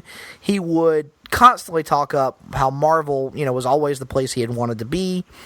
And it just seemed like every time his deal came up, I think for the last couple of cycles, he'd been on 2-year exclusive deals to Marvel here for a little bit. There was never even the slightest consideration that he might leave. And he, especially when you consider his current workload, he is in the midst of ongoing series featuring 2 of his most enduring original creations. Those, of course, being Jessica Jones and Miles Morales, both characters he created. Hell, you could throw a third one in there, and given the fact that he is currently writing an Iron Man series that features Riri Williams. Now, I don't really know if that character is been well received by the audience that it is aiming for or not. I can't speak to that because I'm not part of that audience, but I can say from personal experience, Jessica Jones and Miles Morales already have got a firm foothold in the Marvel universe. They are very much a part of Marvel history at this point and will continue to be so for the foreseeable future. But he's got those 3 books going on. He's got Defenders, which is kind of apropos given that the Netflix series just recently released a few months ago, and he had his thumbprints were all over the Marvel Netflix universe to this point, whether it was lifting inspiration from his Daredevil run or lifting his stories directly for Jessica Jones, or his he introduced the world to the Luke Cage Jessica Jones partnership, that we saw and knew and loved in Jessica Jones. So there's so many things that he is so knee deep in at Marvel right now that the idea of him leaving, I don't think ever crossed anyone's mind. And so when this popped up, oh God, Greg, what was it, Tuesday? Yeah, it would have been Tuesday.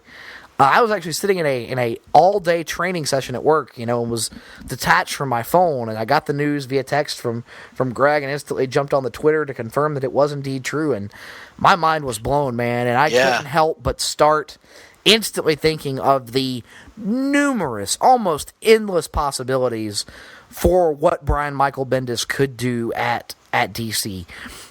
If you want to look at it just from the standpoint of titles that exist currently today, I have a hard time. There are far fewer titles, or excuse me, I'm trying to think how I want to put this. Yeah, far fewer titles that I would not want to see him take on than there are titles I would want to see him take on. What I mean by that is, basically, if he's not writing Superman, Action Comics, New Superman, Superwoman, or Supergirl, I am all in on this. Anything else he wants to do, I am for. And that is no indictment of those characters. It's just that I feel like Brian Michael Bendis' style and the super family is not the perfect marriage of creator with character.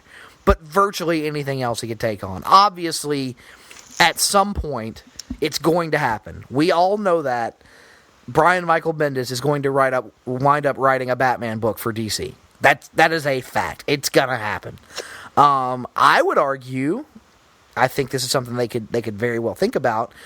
If it is a long-term deal, and if he has a long-term pitch for it, why not put him on Detective Comics in the next 6 months or so, and let him be the guy over the next few years that steers them into the landmark 1,000th issue, much the way Dan Jurgens is doing with Superman and Action Comics. I think that would make a lot of sense on a lot of levels.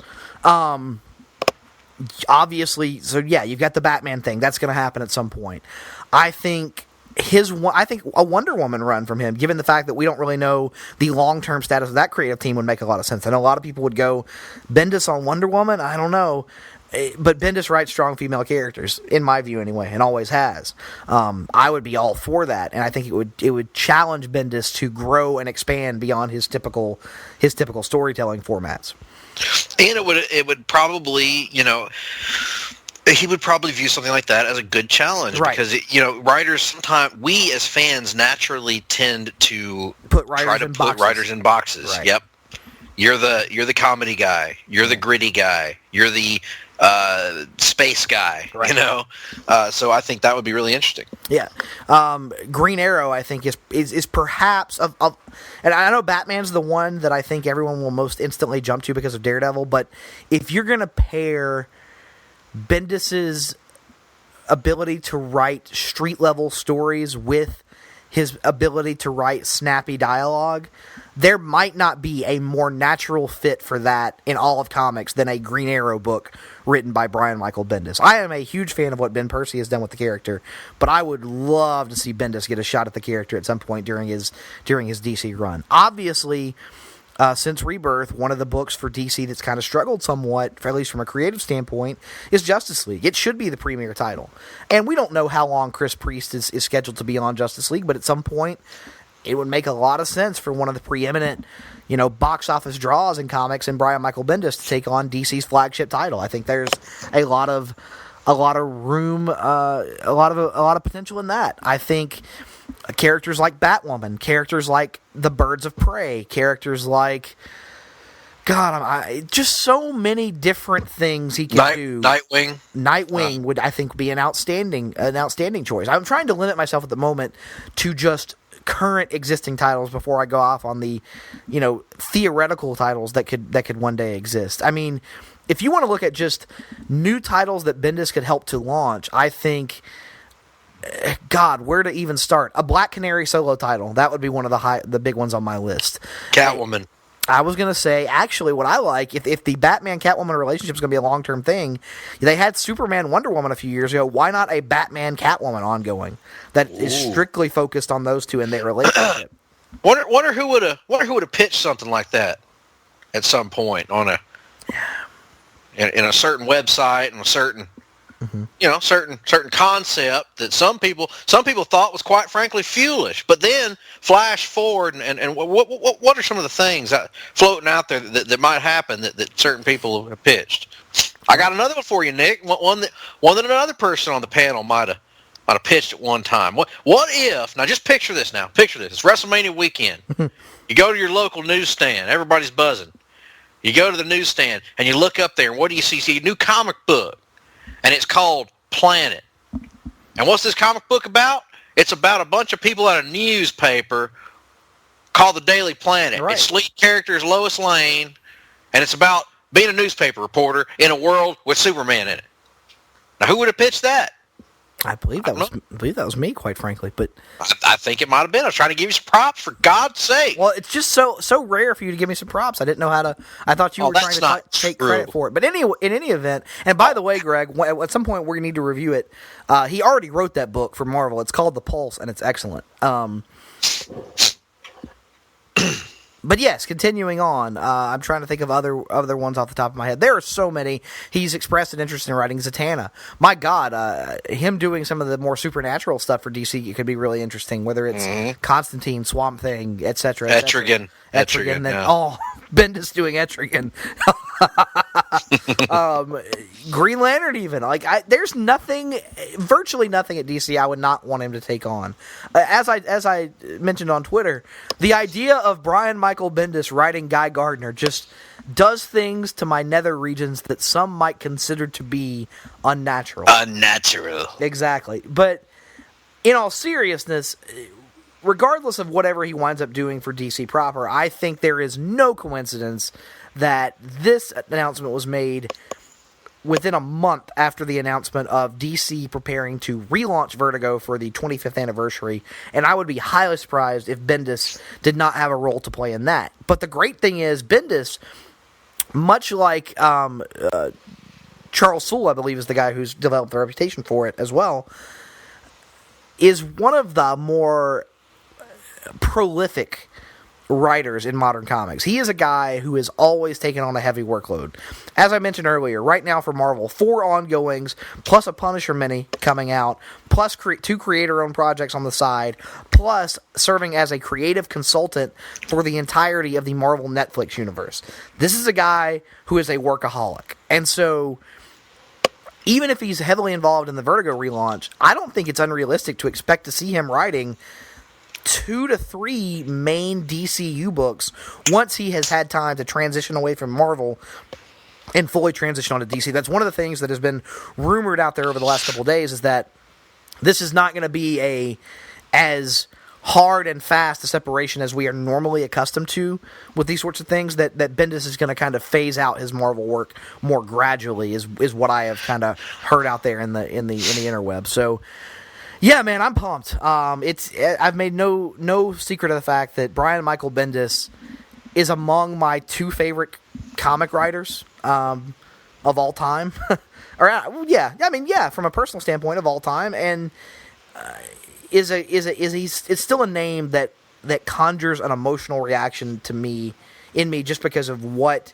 his work has meant to my comic reading experience and my fandom. And so, having him now at the company that I generally prefer is a massive, massive coup in my opinion, and it enables me to cut back on my Marvel pull list finally. So, great news all around in my opinion.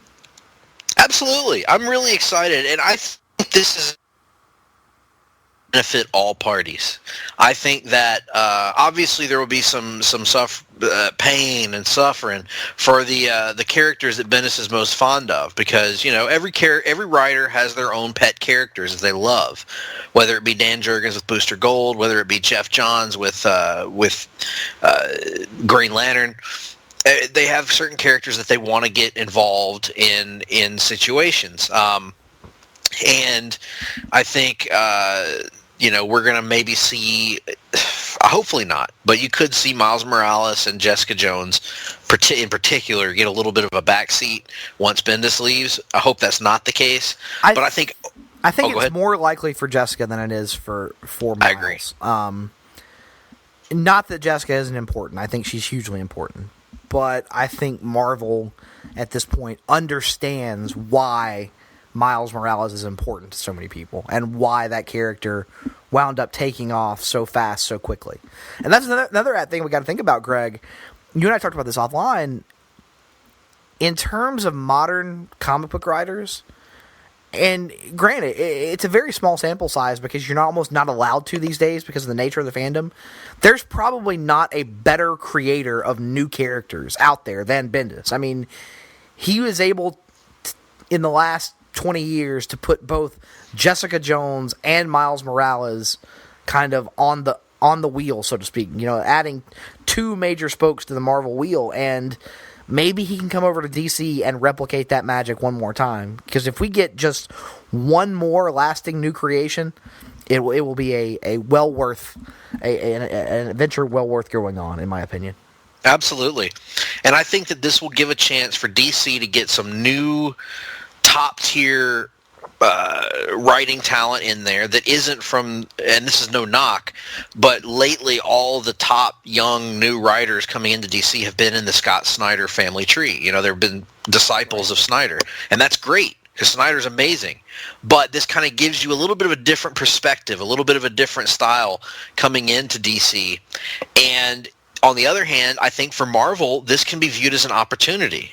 Yes, it may hit you in the short term, but I think long term, this will allow new creators to come in and become that new A-list talent for Marvel. Maybe like Scott Snyder got the opportunity to, I almost said Scott Steiner.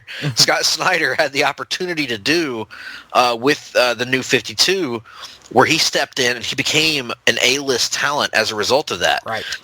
Maybe this will give an opportunity for a younger, lesser-known Marvel writer to ascend and become that next Bendis, that next Jason Aaron, that next Rick Remender or Jonathan Hickman, right. To be a captain of the ship, so to speak. So really exciting news.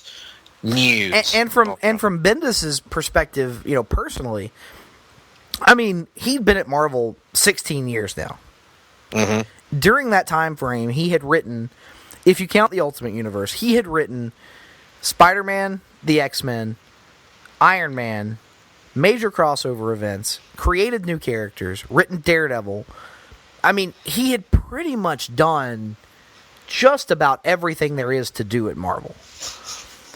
At the same time, knowing him being such a creative guy like he is and being a guy who's constantly coming up with new ideas, I would imagine in the back of his head, there's always that, well, if I ever did go to DC, I would like to do this, or I would like to work with this character and take him in this direction, and maybe, all these ideas that are building up at the back of his head.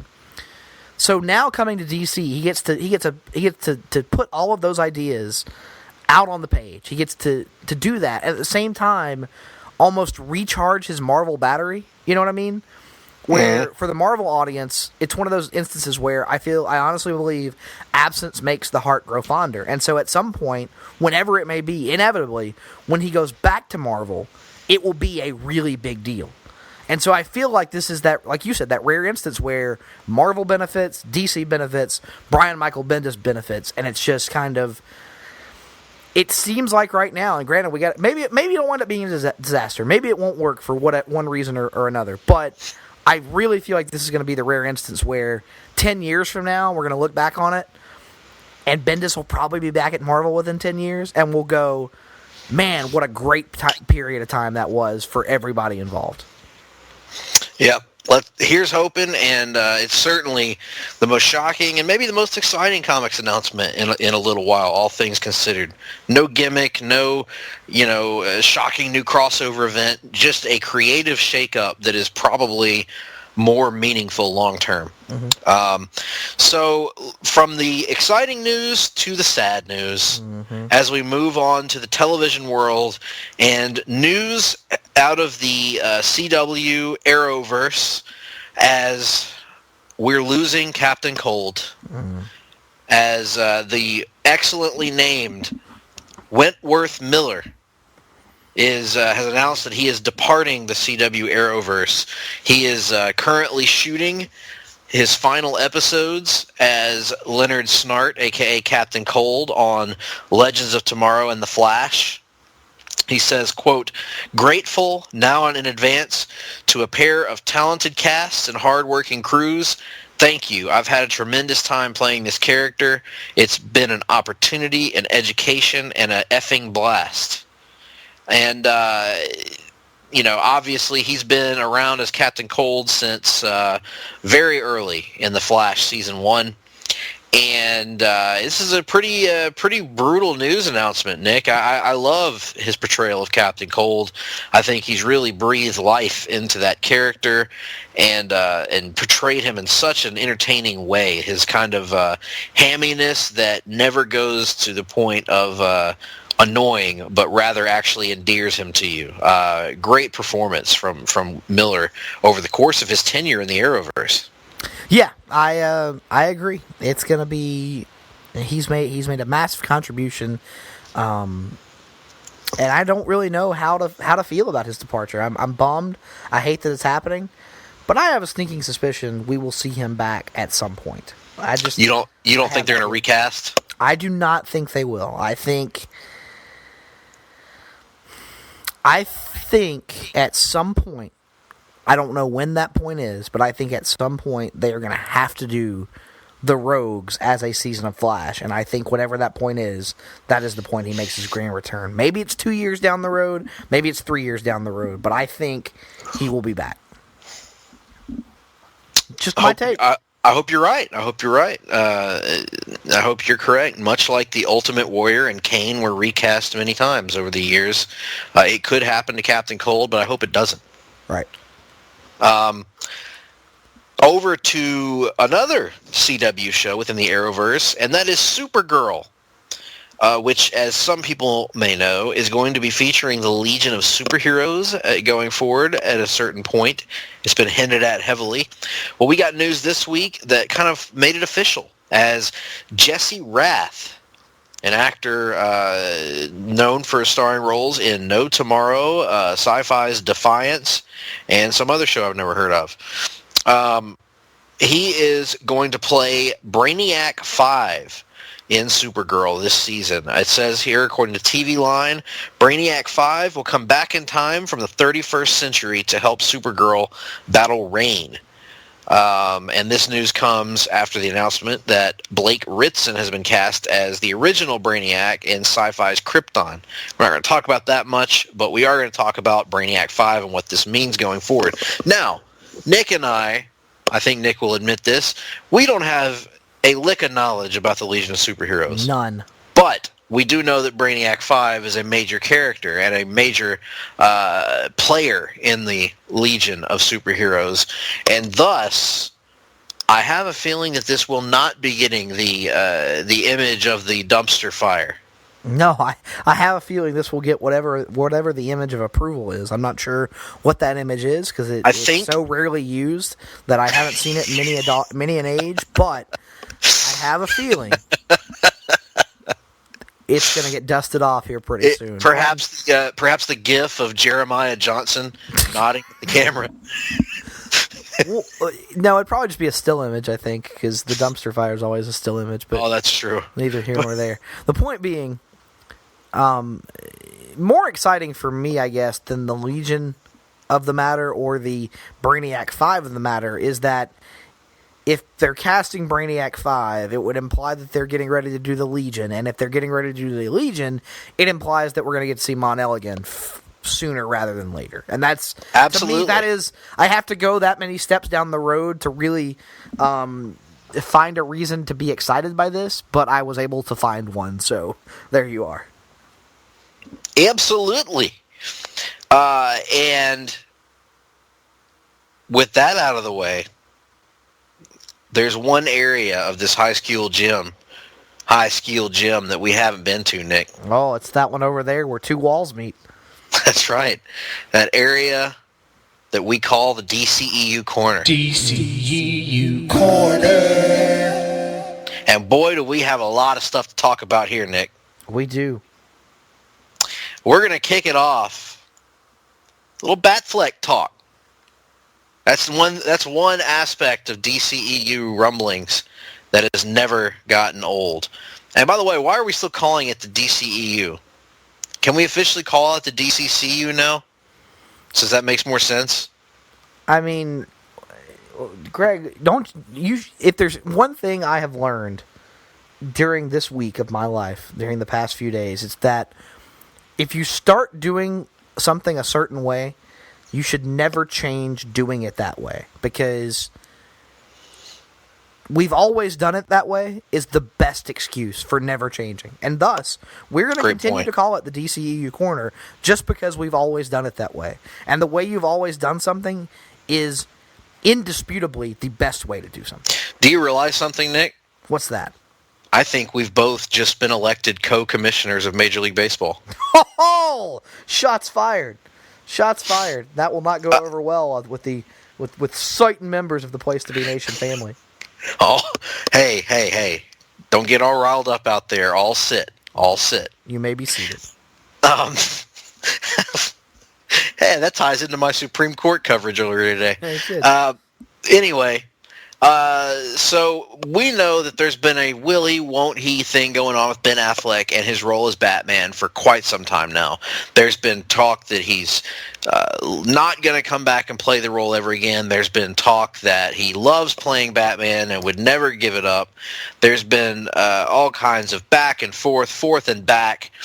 Well, the latest report, this is per Newsarama, says Ben Affleck's embattled future as Batman seems to have taken another blow, as the actor now says that he is unsure if he'll be the Dark Knight in anything beyond this month's Justice League.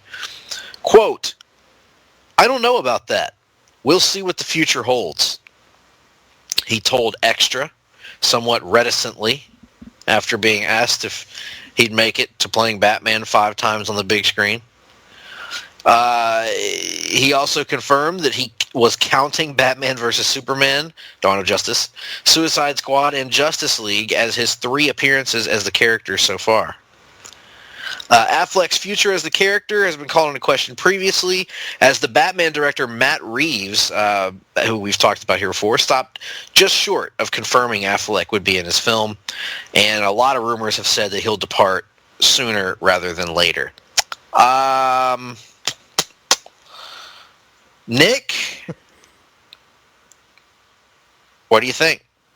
I think the same thing that I have kind of thought throughout this. I think he doesn't really want to do it anymore. I think he feels burned by the process. I think he was very optimistic and excited going in, and now he feels like he kind of has had to take the mudslinging and had to, eat shit, for lack of a better term, for the better part of 3 years now, and he's probably sick of it.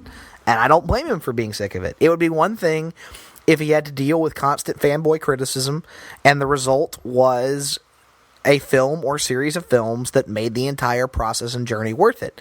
But from everything we know about the critical and commercial response to Batman v Superman and the behind-the-scenes scuttlebutt of what the production of that film was like, especially from a script writing standpoint, I think Affleck's at a point where, you know what, it's just not worth it anymore. And so I don't blame him. I don't blame him for not wanting to do it anymore, and I think it makes a lot of sense. As I've said, I think Flashpoint coming up is going to provide DC with a clean and easy reason to not just recast, but de-age the character and enable them to go in a different direction. So it makes a lot of sense on a lot of levels from my perspective. I would go one further and say not only do I not blame him for not wanting to come back and do it more, I don't blame him for telling people because I can already see a lot of people criticizing him for lying to the fans at Comic-Con and saying he was not going anywhere. I don't blame him because when you're at an event like that, your goal is to tell people what they want to hear. Right. And that's what he did, and I don't begrudge him for that. And I think he's made the best that he could of a subpar situation. So, Ben Affleck, we wish you well, regardless of what your decision is. Now, that actually ties in very nicely to another bit of DC cinematic universe news. And that comes from Warner Brothers Motion Pictures president Toby Emmerich. You see, Toby Emmerich has a vision for the future of DC films. A vision in which projects are less specifically connected. A vision in which directors have more freedom to explore their unique visions. Where have we heard this before? I believe we may have heard this from Warner Brothers Studios. But that was only through leaked sources. Quote, "We don't want to limit the creativity filmmakers can bring to the table." Bring it to the table, Nick. "By saying these characters have to come in a particular order and all fit into the same universe." Oh, God. End quote. Emmerich told the Wall Street Journal. That's... Go ahead.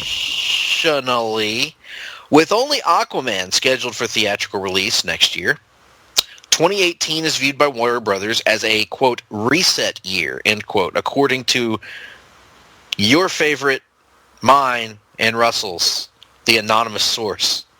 in the Wall Street Journal report.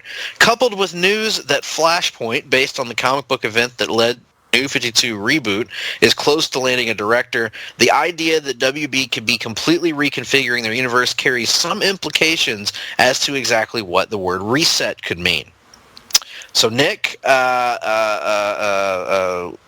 your take on this, and then I'll chime in with mine. Okay. So I understand that you want to give filmmakers autonomy. I'm actually all for that. My problem is I feel like there's some faulty logic being applied here. And what I mean by that is I feel like that quote to me reads as you can't give filmmakers autonomy and also have a shared universe, which is not the case. And it also reads kind of like we've identified the problem with DC films, and it was that we tried to do a shared universe. No, that wasn't the problem. The problem wasn't that you tried to do a shared universe. It's that you did a shared universe in a poorly conceived and rushed fashion. Marvel, yes, Marvel has the shared universe, and that is something they have, let's be honest, damn near perfected at this point. But that doesn't mean they get to own the idea of it. That doesn't mean that they get to be the only ones who have one. Because in the comics, DC and Marvel both have shared universes. And it is that shared universe, in my opinion, that makes the superhero comic medium unlike any other form of entertainment that we're able to access, Greg. It's what makes it great. It's what hooked me in as a comics reader. That idea that everything matters, even if you don't realize that it does, in these other little imperceivable ways. And the idea that after a very lackluster and half-hearted attempt to launch a shared universe that DC would be willing to potentially throw in the towel is very frustrating and concerning to me. That being said... No, go ahead. I was going to say, I think perhaps the model that you could use as an example, instead of always comparing it to Marvel, let's compare it to Fox. Right. And their X-Men franchise. There's been good, there's been bad, but there's been in recent years in particular, an embrace of different and unique films that still, to our knowledge anyway, happen to share the same hypothetical universe. Right. I would agree with that.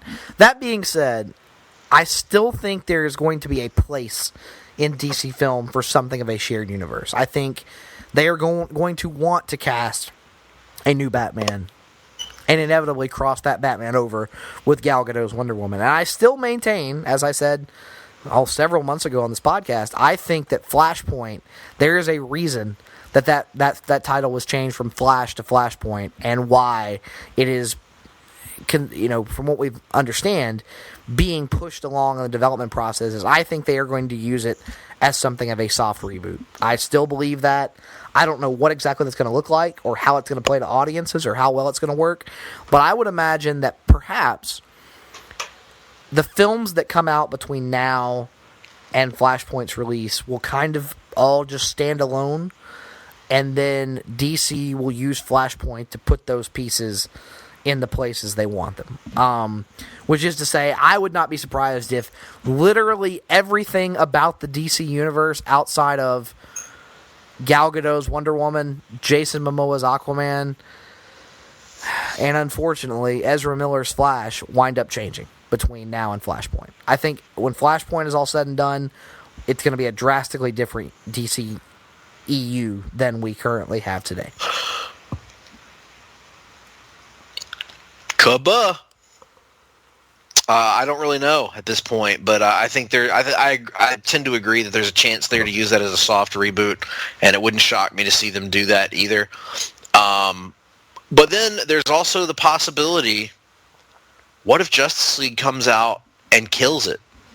Like, what if Justice League shocks all of us? I'm not saying it's going to, but what if it comes out and is that epic movie event that we've been waiting for? Then what happens? Here's my question about Justice League that I've been thinking about a lot lately. Not a lot, but somewhat. Every night. How successful can it really be? And what I mean by that is, how many of the people who were really turned off by either Batman v Superman or Suicide Squad are going to come back for this. You know what I mean? Like it's a fair point. It's to use the wrestling analogy. When WCW folded, Greg, it's not like all of those people went over to WWF. There was a portion of that audience that was just lost and that has never come back. Mm-hmm. And I wonder how much of the Justice League audience is gone at this point. Now, you can make up for that if the film is very good and has good word of mouth, good critical review. And if you get the Wonder Woman crowd. And if you get the Wonder Woman crowd, you can make up for that with repeat viewings and more casual fans. But I do fear that there is a certain section of the audience that is gone. Right. The idea of the universal appeal maybe could have been out the window at this point. Right. But maybe not. You know, we'll have to see how that goes. But one thing that we are also going to see is the Shazam family, the Captain Marvel family, whatever the hell you want to call it. It's coming to the big screen, and it's coming soon. And it could be coming sooner than we anticipated in some ways. And that is in the form of The Rock, Dwayne Johnson, who is going to be playing Black Adam. Now, we've been told that he's getting his own solo standalone movie, and he won't be appearing in the Shazam movie that's coming out and about to start development. However, he is going to be premiering in another DCEU movie, and it's not going to be Shazam. Because, according to rumors, this is according to The Wrap, which take it or leave it, but according to The Wrap, Suicide Squad 2 is going to be the debut of Black Adam. According to this report, the Amanda Waller-led team will reportedly be sent down to track down a weapon of mass destruction, and it turns out that weapon of mass destruction is Black Adam, who I assume and hope will then promptly layeth the smacketh down on all their candy asses. Because, quite frankly, if the Suicide Squad takes down Black Adam, it would not make me very happy. Although initially hired to debut in Shazam, Black Adam, that role has evolved over time, and The Rock has hinted that people will be surprised at where he first appears. It looks like Gavin O'Connor is the writer-director of Suicide Squad 2, and production will begin October 2018. This is a surprising announcement, I have to say, and I have to say, because of the bad taste of Suicide Squad 1, it kind of bums me out, because I really want The Rock as Black Adam to have a kick-ass debut even. But at the same time, I do kind of like that pitch of a weapon of mass destruction that turns out to be this super-powered creature that no one's ever seen before. Yeah, I like that idea. It brings up a lot of story questions about where Black Adam would have been during all this time, especially if they go with the ancient Egyptian version of the character, which I would assume they would. But nonetheless, it gets me a lot more excited for Suicide Squad 2 than I previously was, and I think that's the best thing you can say about that. Totally. And the news isn't all limited to the bad guy side of things, because 1 week ago, we were talking about how important the casting of Billy Batson would be in the Captain Marvel Shazam movie. Because, of course, Zachary Levi, or Levy, however he pronounces it, was chosen to play Captain Marvel, a.k.a. Shazam. Well, now just a week later, we have our Billy Batson, and it is a young actor named Asher Angel, an actor that I know absolutely nothing about, including whether that's his real name. According to Variety, he's been cast in the role, and he is best known for playing Jonah Beck on Disney Channel's Andy Mack. So we have our Billy Batson, Nick. This is what we've both said would be the most important part of casting. Unfortunately, we don't know anything about this kid. No, I know nothing about him. good that he has some prior experience. I don't know anything about his Disney Channel show.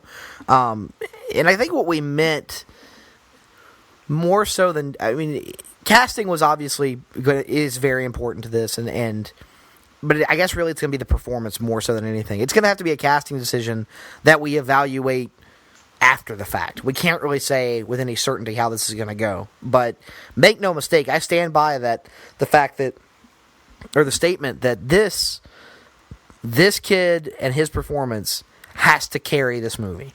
If you don't believe Billy Batson, you don't believe anything that happens in this film, in my opinion. It's everything. It is as crucial a casting and performance decision as there has been in a DC film to date. And that may sound hyperbolic to some, but I really think because so many child actors are not good, it has the potential to be a train wreck. And it's very important that you at least find a way to make a Billy Batson that is a believable kid. And we'll see if that happens. Agreed completely. And another key casting announcement for the Shazam movie is its villain. Mm-hmm. And they are reaching into their own past here, DC is, and Warner Brothers. And they are bringing in the talented actor, Mark Strong, who, of course, played the role of Sinestro, arguably the best part of the Green Lantern film in 2011. And he has been cast as Dr. Sivana, the classic Captain Marvel villain, a short, bald scientist, mad scientist, if you will. Mm-hmm. And this is a pretty awesome casting choice, I have to say. Mark Strong's a great actor. Anyone that's seen... he's kind of got the look. Yeah, he's got a perfect look for it. Yeah. For those familiar with the Kingsman movies, he's great in those. And he's just perfect for this role, I think. This is a great choice. Yeah, I would agree. He'll be able to, even in the Kingsman films, he's kind of often played as the straight man. Mm-hmm. Or at least in the one film I've seen. I haven't seen the more recent one, so I can't speak to that one with any certainty. But and this, in my head anyway, because of what it should be as a more family-friendly film and kind of a more over-the-top and bombastic and colorful and bright version of a DC film, I would imagine that much like Cate Blanchett in Ragnarok, there's going to be some opportunities for a lot of scene chewing to go on. Certainly. And I think he's going to kill it. So here's hoping that this turns out better for him than Green Lantern did, and I have a sneaking suspicion that it will. And as we leave the DCEU corner, the DCCU corner, the DC corner, we go over into, honestly, a non-story. Right. But a non-story that is interesting to discuss in brief because of its ramifications had it happened. There were talks earlier in the week that had broken by CNBC, I believe, that had indicated that 21st Century Fox was looking to sell off much of its non-news and non-sports content to Disney. And the reason they wanted to do this is a new company-wide policy that they want to focus in heavier on sports and news and jettison some of their movie, TV, and outside properties. But that deal is off. That the talks have ceased. There were real talks going on. Those have ceased. And this is all according to Bloomberg. However, even though the talks didn't happen, just the talk of the buyout caused Fox shares to rise 8.9% and Disney shares to rise 2.4%. Now, what was interesting about this for comic book fans is this would have, in effect, given Disney, which owns Marvel, the rights back to the Fox properties, which would be the X-Men, primarily the X-Men universe and the Fantastic Four universe. Right. So this certainly had heavy ramifications on comic book fans. And and as well as it would have brought over presumably several of the TV properties, such as The Simpsons, which of course has comic books based on them and big part of geek culture, and Family Guy and various others. So, interesting deal to talk about, even though it ultimately was much ado about nothing. But there was a lot of buzz about it when that news came out, Nick, earlier in the week. Yeah, would have been very interesting to see, because basically, what with the Sony deal on the table and what they would have acquired given the a Fox acquisition, what would Marvel have been missing from its pantheon at that point? Namor and the Hulk? Yeah. And that's pretty much it. That we know of. Right. I mean, of the, I don't even say big guns, of the medium-sized guns, those are the only two I can think of. So it would have been interesting to think about what Marvel could potentially have done with those tools at their disposal, and I think it would have provided a massive shot in the arm to an uncertain Phase 4 and beyond. Like, what does that look like when you're trying to build around, let's say, Doctor Strange and Black Panther as opposed to Iron Man, Captain America, and Thor?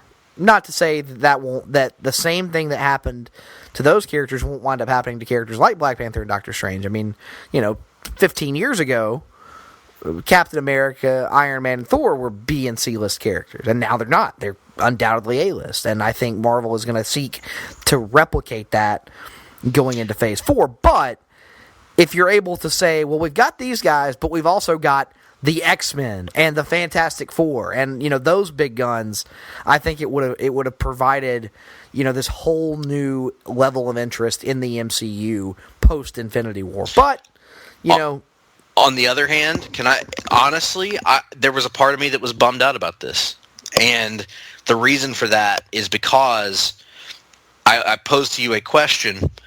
If Disney inherits the rights to the X-Men movies, do they go ahead with a Deadpool 3? No, absolutely not. Not as we know it, Now, granted, Disney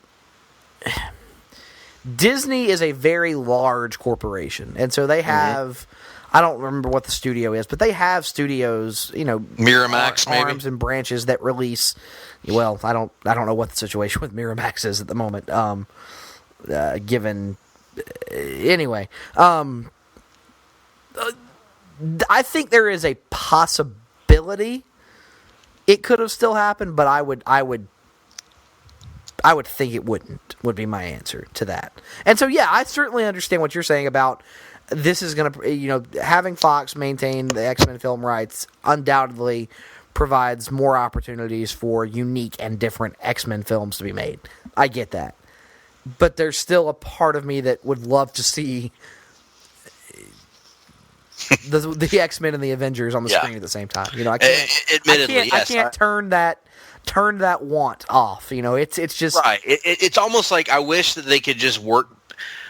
I wish they had a better working relationship, just so we could see maybe a little bit of both. Yeah. See the experimental wild, or let them each have their own version. And then make your X-Men, we'll make our X-Men. And, if you want to recast Wolverine, fine, but give us Hugh Jackman in the Avengers. Right. Something like that. But no, it's I understand that it didn't happen, but a lot of times in business, in these big business deals, these things tend to go away for a while and then come back. I mean, at the very least, it tends to show, if true, that Fox at least has some level of interest in selling to someone, and that Disney is interest in acquiring. What if a consortium were to purchase them? And one of the benefits for this also would have been, from a little bit of a non-comics perspective, it would have cleared up the distribution and home video rights for the Star Wars franchise, which is still a little bit of a of a strange situation, given the original deals that Lucas signed back in '77. Well, there you have it, folks. We've had a massive rundown here, and so we're going to get out of there, and we're going to go straight to reading and watching. Reading and watching. What you been reading and watching? What you been reading and watching? And despite the jingle, we ain't gonna have any reading this week. Nope. We're gonna go straight to the watching. Yep. And we're gonna start with Monday night. And we're not talking about Raw. We're not talking about Nitro. Why don't we start with Walking Dead just so we can get that out of the way and then close with our rankings? Oh, that's fine. Let's break the imaginary format we don't have. Right. So following Sunday night's episode of AMC's The Walking Dead it picked up from last week, and it took us to the standoff of Rick and the new old character of Morales. As they're having a showdown, we also get the continuing travails of Carol and Ezekiel and their group. We also continue to follow Aaron and his group as they're attempting to survive or pull off an assault on one of Negan's camps. Unfortunately, Aaron's husband is wounded in the crossfire, and we deal with that. We also, I believe there's one other group. Yes, we deal with the Jesus, Tara, and Morgan group, which we'll get to in just a moment. Or we can just get to it right now. The premise of that is the increasingly annoying character of Jesus. Yes. And his steadfast insistence that none of the prisoners of the saviors can be executed, no matter how douchey, no matter how arrogant, no matter how dismissive they may behave or act, no matter if they're openly taunting you about everything they've done, you can't kill them. You just can't. You just can't. That's his argument. You just can't. You can't do this, Morgan. You just can't. Even though Tara, we have to be able to see a world where there's peace and know that we can all live together when this is over, or whatever other bullshit argument he's trying to make. Even though there's been absolutely no indication that that's even remotely possible. Right. Even though these people... And how about, even more frustrating than that, like, the character of Jesus and the bullshit he says, is very frustrating. But how about, like... You're getting where I think I know where you're getting. The writers who just magically decided that didn't buy it for a second. Can beat the ever-living hell out of Morgan, who they have established buy it for as a essentially second. Like, they have established Morgan as the fucking Batman of the show when it comes to hand-to-hand combat. They have established him as the dude where when he takes the fucking stick off his back, he's about to whoop somebody's ass, and Jesus dances circles around him for what felt like 10 minutes. God, it was frustrating. And really stupid, in my opinion. It was horrible. It was inconsistent with the shows. They have established Morgan. Right. They have it. Not the actor. He didn't write it. They wrote it. Lecter wrote it. Because they established Morgan as a badass, or a bat-ass, if you will. Hand-to-hand, untouchable, has whooped so many people since the time he came back to the show. Has dominated everyone he's fought. Now, all of a sudden, he's getting his ass kicked by this annoying ass character, Jesus. Who has just all of a sudden become annoying. Like, yes, he was fine before. Now he's a holier than thou, so to speak. No pun intended. A holier than thou.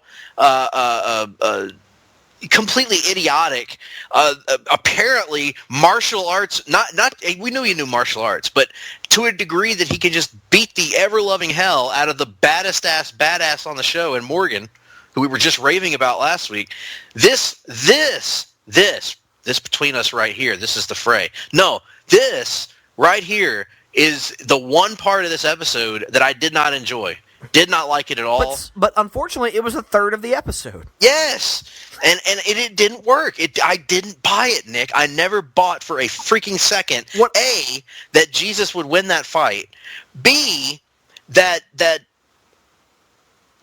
Morgan would walk off, and the rest of the people in the group would continue to follow Jesus' orders when everyone disagrees with him. Right. Why are they listening to him? That's what I don't understand is, like, they have clearly established that almost everyone, I'm assuming, agrees with Morgan and Tara, and yet no one is saying anything about it? I mean, like, what...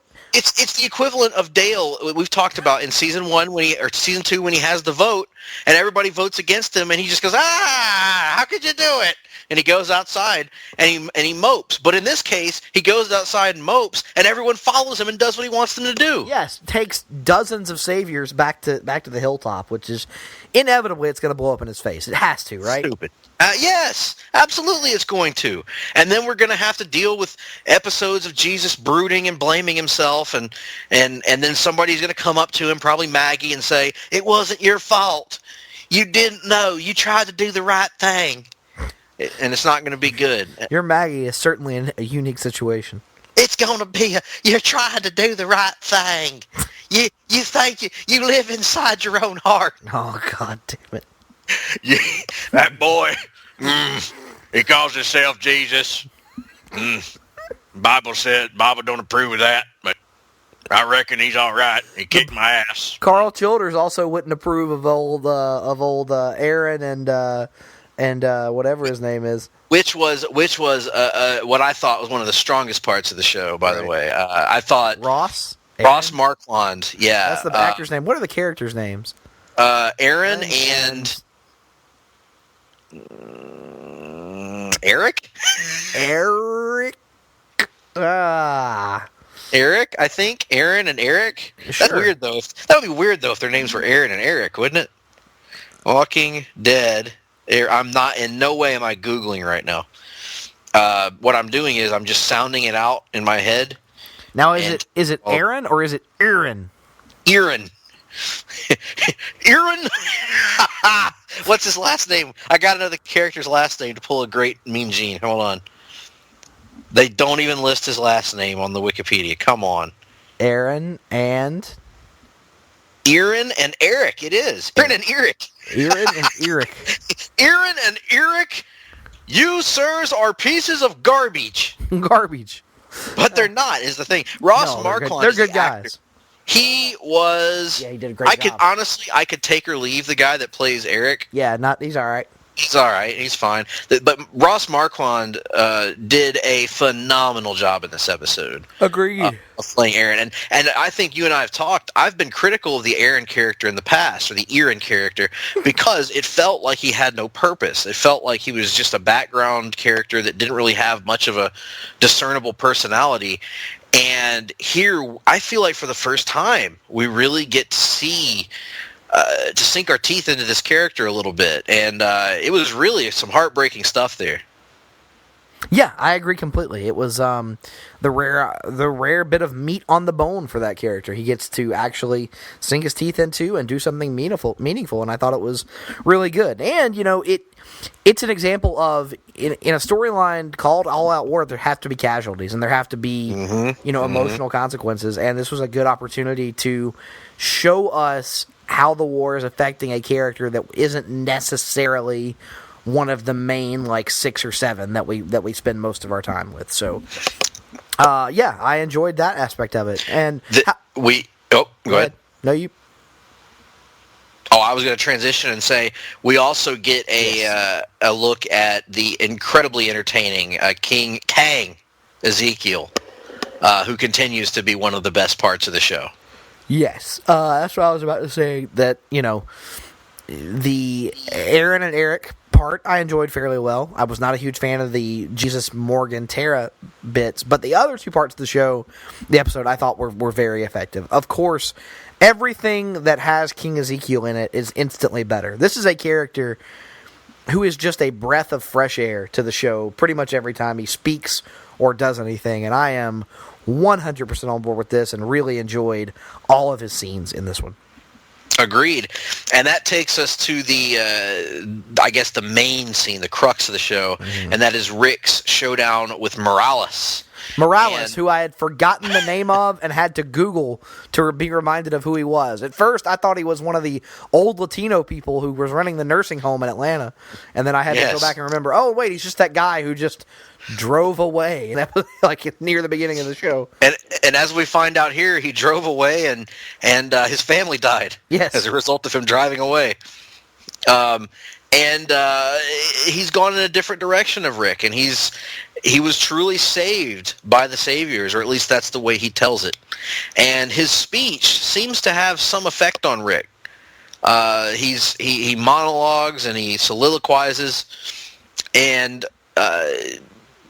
Rick is sitting there saying, "Things don't have to be like that." And yet Morales is telling him that yes, things do have to be like that, because I know you and I are the same. We're just different sides of a coin. And if I hadn't done this, you'd do it to me. And there's a lot of symbolism going on. Rick viewing himself, is he a monster as Morales sees him? And there's all kinds of talk. And then Daryl shows up and is a badass. Yes, he is. That's true. And takes care of business and dominates the show from that point on. He does. He does indeed. And it certainly seems that they are going with the angle of his time in the Savior's camp has kind of regressed Daryl a little bit, because over the course of the last few seasons, I think we started to see a Daryl that was a little bit warmer, softer and more willing to forge emotional connections. And his experiences being held prisoner and exhibited, being subjected to torture at the hands of Negan and the Saviors has kind of regressed his personality a little bit. And so I think what you're going to see is, I think Rick is willing to let Daryl let his aggressions out right now in service of the war, but I think over the next season or two, you're going to see Rick ultimately take it upon himself to try and bring Daryl back up out of this rage and funk he's kind of in right now.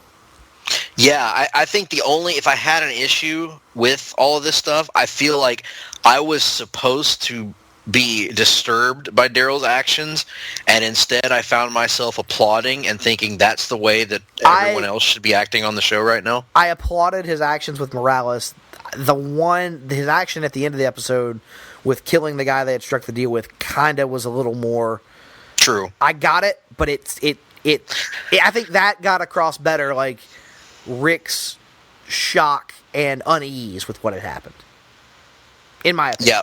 But at the same time, with everything he's been through and with everything the group's been through, right? I couldn't blame him. Right, that's what I said. I got it, but that was unlike the Morales scene where I was 100% on Daryl's side. That was a scene where I could see how it played to both parties involved.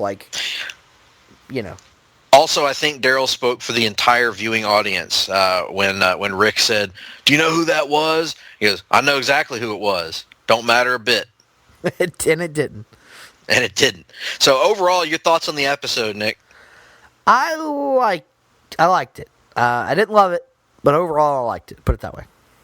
Same here. I would put it somewhere in between the premiere and the second episode. Yes, I would agree with that. Yes. Yeah, but I think the show is still trending in a good direction compared to what it was in the first episode.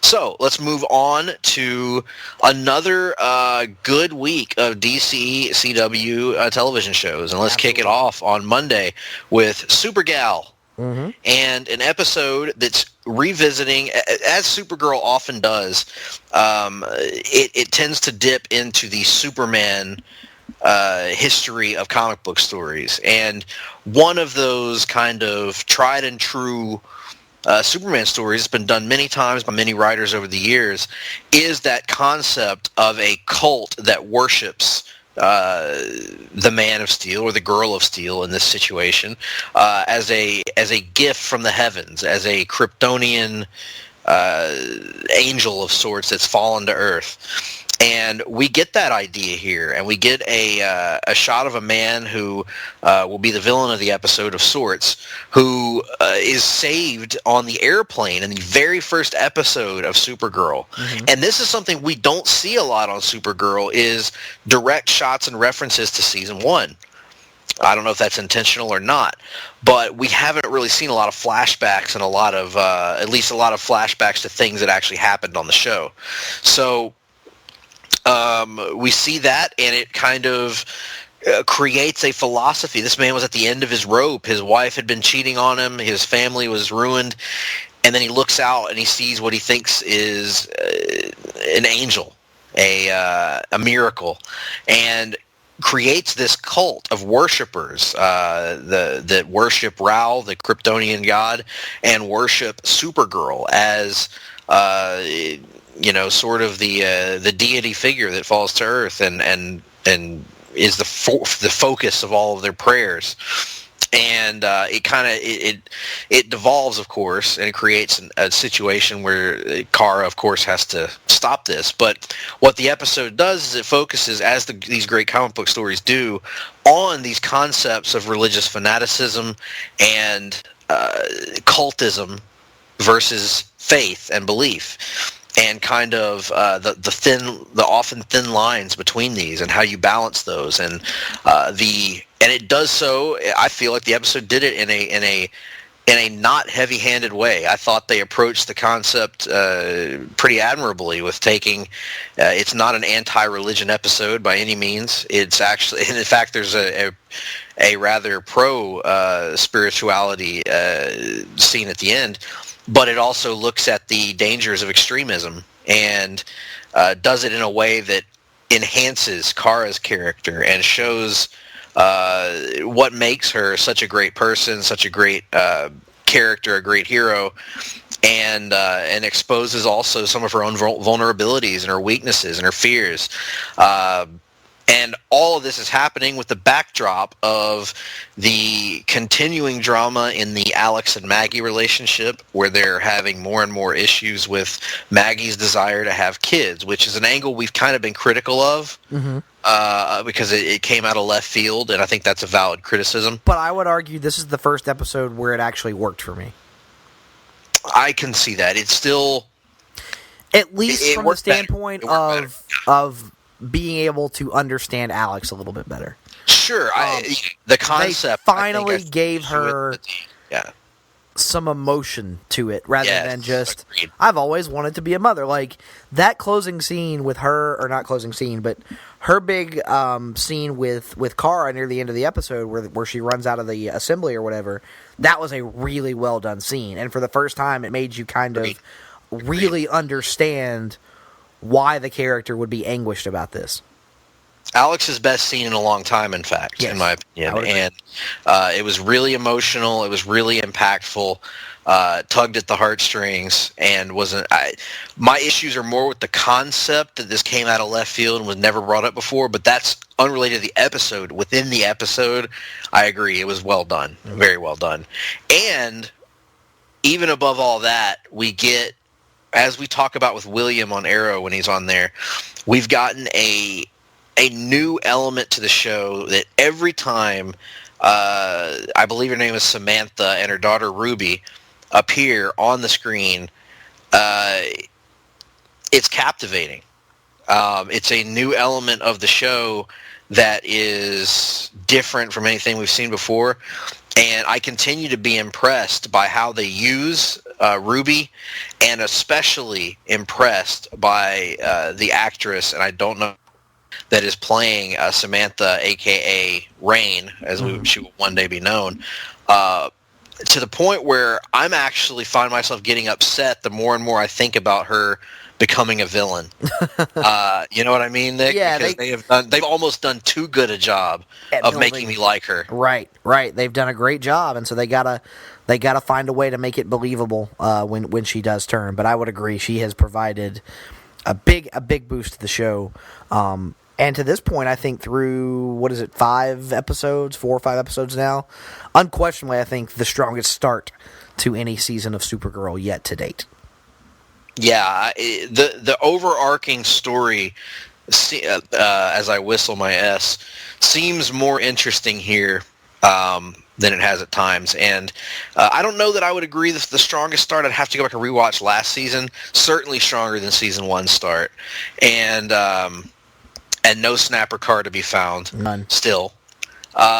I continue to like all this stuff. I enjoy the Lena stuff. Mm-hmm. I would, if she wants to be there for Kara, with Mon-El being absent, I think that's an angle worth exploring. Mm-hmm. But I continue to enjoy pretty much everything about this. I like the fact that they didn't forget about Jean's dad. We see him briefly at the end. At the end.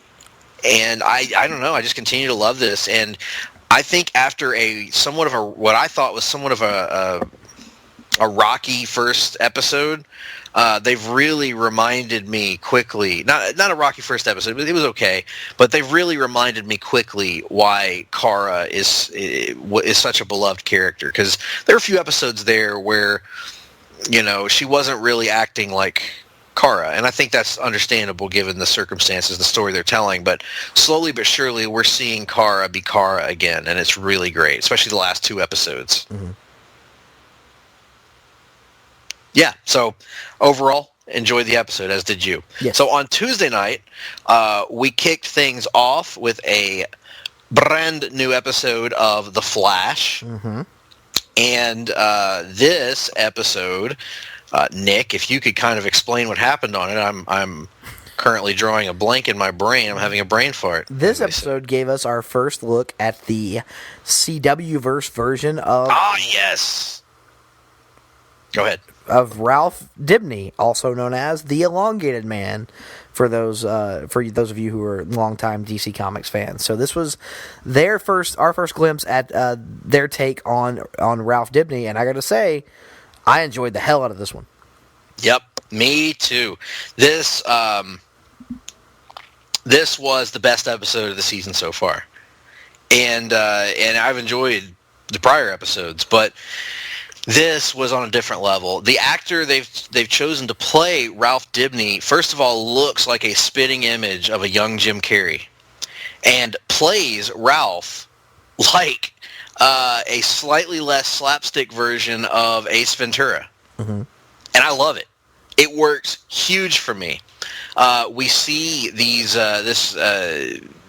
disgruntled private eye of Ralph Dibny, who's a womanizer, loves the ladies, but can't resist a good mystery either. And he has a kind of rocky history with Barry. And so it's playing with that traditional Barry and Ralph friendship that we know from the comics, and it's kind of twisting that out on its head a little bit. I don't know, for some people I've seen out there, this didn't work, and they're not happy with it. But to me, you have to have a hook and an angle for a new character. And if they took the Silver Age approach and just gave us Silver Age Ralph Dibny, it would have been boring, in my opinion. It would have been too many of the same type of characters. And they have found the angle, and they've found Ralph's sense of humor, that snarky, sarcastic, dry wit, and his just sort of irrepressible charisma, and they've put that on the screen, and I enjoyed the hell out of it. I thought the effects were funny for his stretching. They had some great gags, some great comedic timing on this one. Barry and Joe got to work together a lot, which is always fun. Harry Wells had some great moments in it. And we also got the Arrowverse introduction of Danny Trejo as the Tracker character. And he was... how great was he? Like, how perfect was that casting? Yeah, at first I was kind of like... I was like, oh man, he's just kind of doing the same thing. But the more he just did the one-note performance, the better. The more I laughed and thought it worked really well. And I would say it's one of the better... I gotta be honest, the Gypsy character I've always kind of been lukewarm on. I agree. But this is one of the better Gypsy-focused episodes that they've had. Or not focused episodes, but one of the better Gypsy subplots they've had in quite some time, I would argue. Agreed. She had more personality. She got a chance to deliver some of the funny lines instead of just being the straight character the whole time. She had somebody to bounce off of, somebody straighter than her, essentially. So that was good. Yes. Yeah, it was great. Her Trejo was awesome, and Sisko, as he often does, stole the show with his performance. Yes. Barry was great with his timing, but again, Ralph. That's what it comes down to. They cast it perfectly. They knocked it out of the park for my taste, anyway. I was just thrilled with how this went. I think it set up some really entertaining stuff to go. When he said, "I smell a mystery," and wiggled the nose like on the cartoon and the comic. I mean, you just can't beat that. That was a great feeling. So many great Easter eggs for DC fans. I was thoroughly entertained and just can't get enough of it. Excited to see where Ralph goes from there. Agreed. And that sets a stage for Legends of Tomorrow, which, following up on last week's cliffhanger, takes us to the 1980s and does so in a manner that homages countless classic films and movies from the 80s. Things like, most notably, E.T., the extraterrestrial, but also everything from, oh gosh, what were some of the other ones that were, the last Starfighter, what is that movie called? There were a ton of 80s homages, safe to say. And did that in an episode that accentuated a character that has not been really focused on in a long time on the show, and that's Ray Palmer. He's always there, and he's always great, but they haven't really dug into his character a lot for quite some time. And as we see young Ray and old Ray interact, we see also simultaneously a subplot involving Martin Stein and what Jax and Mick both think is an attempted coup on the part of Stein, as they think he's selling them out to the Time Bureau. But as it turns out, it's not what it appears to be, and he's actually trying to be there for the birth of his grandson named Ronnie. Which is a nice little nod. And that's a really cool aspect of the episode. That was all great, but this was really about the 80s part. Yes. With Nate and Maya having their continuing on-again, off-again issues. Nate... but played for laughs this week, as opposed to seriousness, which I think... Absolutely. Played for laughs as Nate seemingly attempts to seduce Ray's mom. Who admittedly was hot. Incredibly hot. Yes. Oh my God, yes. Who could blame him? No. There is a great usage of CGI with the alien creature. Yes. The baby alien creature in particular. Yeah, that's what I'm stunned by in this episode is pretty much every time they have to do an entirely CGI-based character on one of these shows, it looks pretty bad. Like, even in the same episode, Greg, I thought the adult Dominator was some rough CGI, but that baby, that was pretty great on their part. You know, given the budget and the technological constraints placed on them, I thought that's about as good a job of CGI as they have done in a long time. Agreed. And it was such a good job of CGI that they made this little alien creature almost cute and adorable in his own little way. Right. And so you found yourself transfixed by him, whether he's bobbing, especially the scene where he's bobbing his head along to Singing in the Rain, right, or whatever the hell it was they were watching,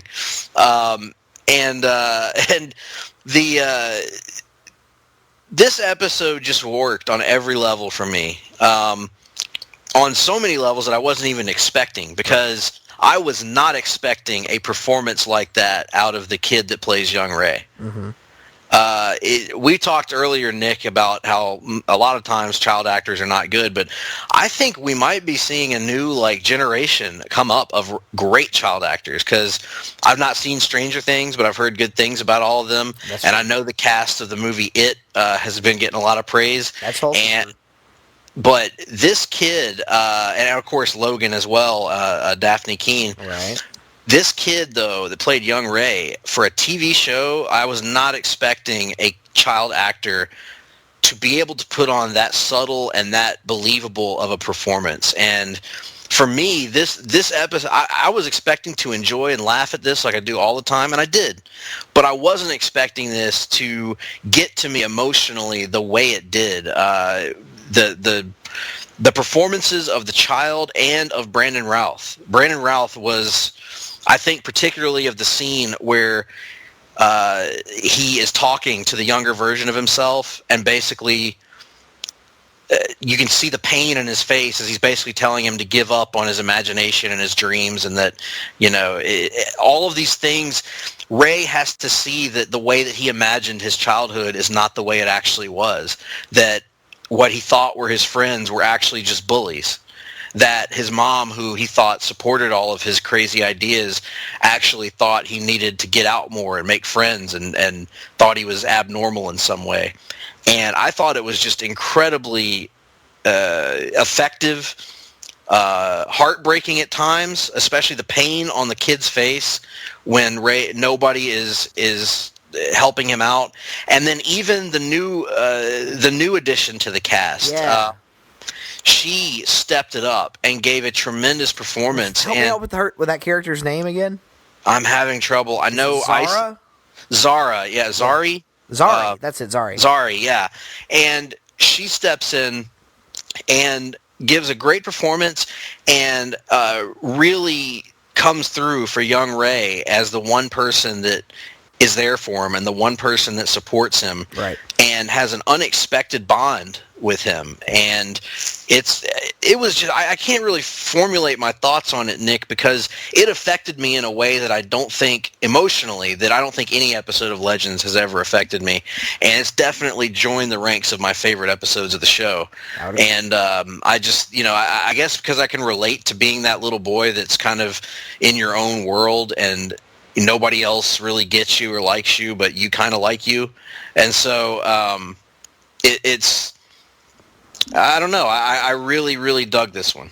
Yeah, I liked it as well. I wasn't as high on the kid's performance as you were, but he was still he was pretty good for a CW television show kid, is the way I would put it. But the overall structure of the episode, the homages to the 80s, the general plot of it, the humor, pretty much everything else just worked in a massive, massive way for me. And just another example of the things that Legends of Tomorrow can do that other shows can't when it is firing on all cylinders. So I really, really enjoyed this one. And an example of sending a message and telling a story and creating a theme that comes off genuine instead of heavy-handed. Right. And so I really appreciated that. So great episode. Thursday night. As you know, there's no Wednesday night anymore, unless you're a big fan of, Dynasty. Thursday night, Arrow comes out, and they give us an unabashed Olicity episode. And I would argue it's more of a Felicity episode than an Olicity episode. It is a Felicity episode, but we get a lot of Olicity in it. We do. And basically, this is paying off something that happened last season where Felicity made a grave error. Well, you could argue it's a grave error, but an error in judgment. An error in judgment that actually did help the team tremendously last year, where she basically agreed to help this group called, what are they called again? Helix. Helix, yes. Primetime Helix skipper.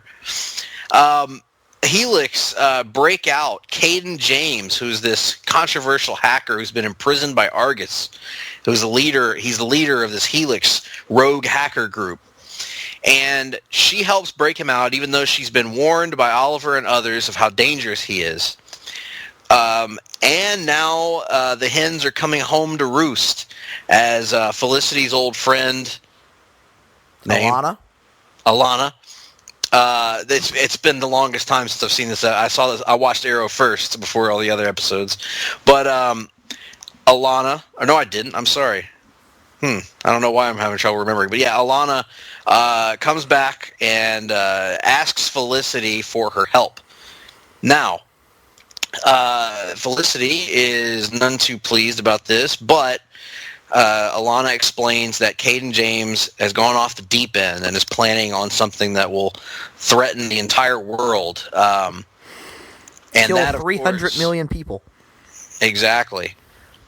And he also is planning to destroy the internet. That's what they eventually discover in the course of the episode, yes. He is planning to destroy the internet. The entire internet. And as Felicity has to explain, the internet is connected to so many things now. Smart homes, hospital devices, everything. Dumb homes. Electricity, water, everything uses the internet now. Even Brett Bielema uses the internet. Mm-hmm.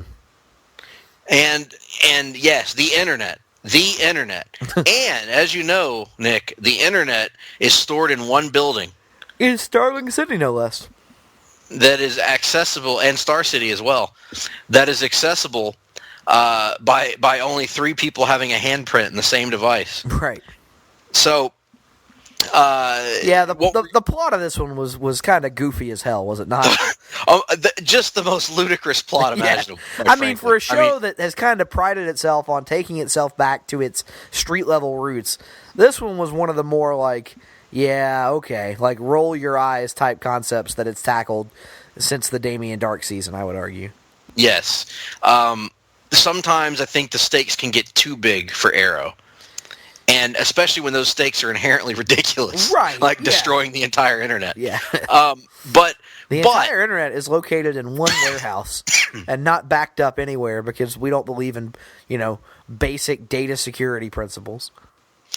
Now, all that being said, and here's the weird part, Nick.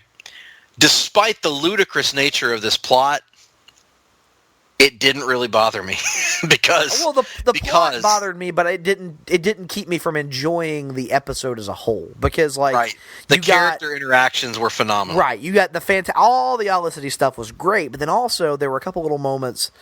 In the case of Oliver of the Olicity stuff, not a little moment, but like for example, you get to see how these different characters are having to take on different roles with the status quo shift that the team has been through. You get to see Diggle, his version of giving an order that is not to be ignored when he tells Felicity, go home, get a shower, come back, get your brain off things. And she's like, oh, no, I'm fine. He's like, yeah, that wasn't an order. I mean, that wasn't a request. Basically doing what Oliver would have done, but doing it in a much more polite and agreeable fashion. And then you also get the awesome stuff where Oliver has to be in the position of that was reassuring great. Felicity and trying to talk her out of blaming herself for everything. So, yeah, I mean, all the character interactions were on point during this one, even if the plot itself was a little hokey. And I continue to say, Katie Cassidy, much better as a villain than she ever was as Laurel. Agreed. My opinion. And got to give a little shout out. I thought Michael Emerson as Caden James was a little hammy, but it was fun and charismatic, so I liked it. Yes, I like Michael Emerson a lot. I was going to bring attention to that. I do. I think he is. He brings a certain style, no doubt, to every role that he plays. A little bit over the top to every role that he plays, but I really enjoyed him. I think he's a different. I think he'll fit in the pantheon of hammy Arrow villains. I think he'll fit in there. He's not going to be a standout to the degree of Malcolm Merlyn or Damien Dark, even probably in terms of charisma. But I think he's going to bring that. A little panache. A little bit of a different flavor to the Arrow villain role. But yeah, I agree. All that stuff was great. I think maybe my favorite bit in the episode, though, was the bit where Oliver is in the role of Overwatch and helping Felicity navigate through the building, particularly when he is second-guessing himself in the course of doing it. And at one point, I think Diggle's like, where's Felicity? Where's Felicity? And he's like, she's fine. She's fine. Take a left. No, the other left. Sorry, you're right. Just great stuff. Oliver getting a chance to have a little, Amel getting a chance to be a little bit more humorous than we're used to. Yep. Really great stuff there. All of that Olicity stuff was great. And excited especially for the next episode as we get the tease of Slade Wilson. Yep, Slade coming back. Absolutely. So it's that time once again to rank them. Rank them. You go first this week, Nick. At 1, I've got Legends of Tomorrow. At 2, I've got The Flash. At 3, I've got Supergirl. And at 4, I've got Arrow. Even though, again, I enjoyed all the episodes this week. I also enjoyed all the episodes. At number 1, I have Legends. At number 2, I have The Flash. At number 3, I have Arrow. And at number 4, I have Supergirl. And with that, we bring to a merciful end another episode. We went along this week, but We had a lot to talk about. Yeah, we did. A lot to talk about. And with that being said, what do we have coming the people's way on the show, Nicholas? Yeah, we're going to wrap up the month of November here with a couple of special episodes. An episode that got delayed a couple weeks ago to next week. We're going to have an off the page on the Surtur Saga, Greg's first experience. You mean a long book hunt? Yeah, long book hunt off the page. Who gives a shit? A long book hunt on the Surtur Saga, Greg's first exposure to the Walt Simonson Thor. So, going to be looking at that, and then we're going to be wrapping up the month with, kind of a companion episode to this one as we take a look at the other major superhero release of the month with a special review of Justice League, which we will both be seeing opening weekend. And while that will be my first exposure to the Surtur Saga and the Walt Simonson Thor, we'll be kicking off December with a review of the box set of the TV show Northern Exposure. So look forward to that. And with that being said, it's time for yet another lightning round as we get ready to end it. Now, Nick, this one is arguably not going to be as fun as some of our prior ones, but I'm just going to throw some random questions out there, and we're going to lightning round them. Better television product in 2017 to this point, Raw or SmackDown?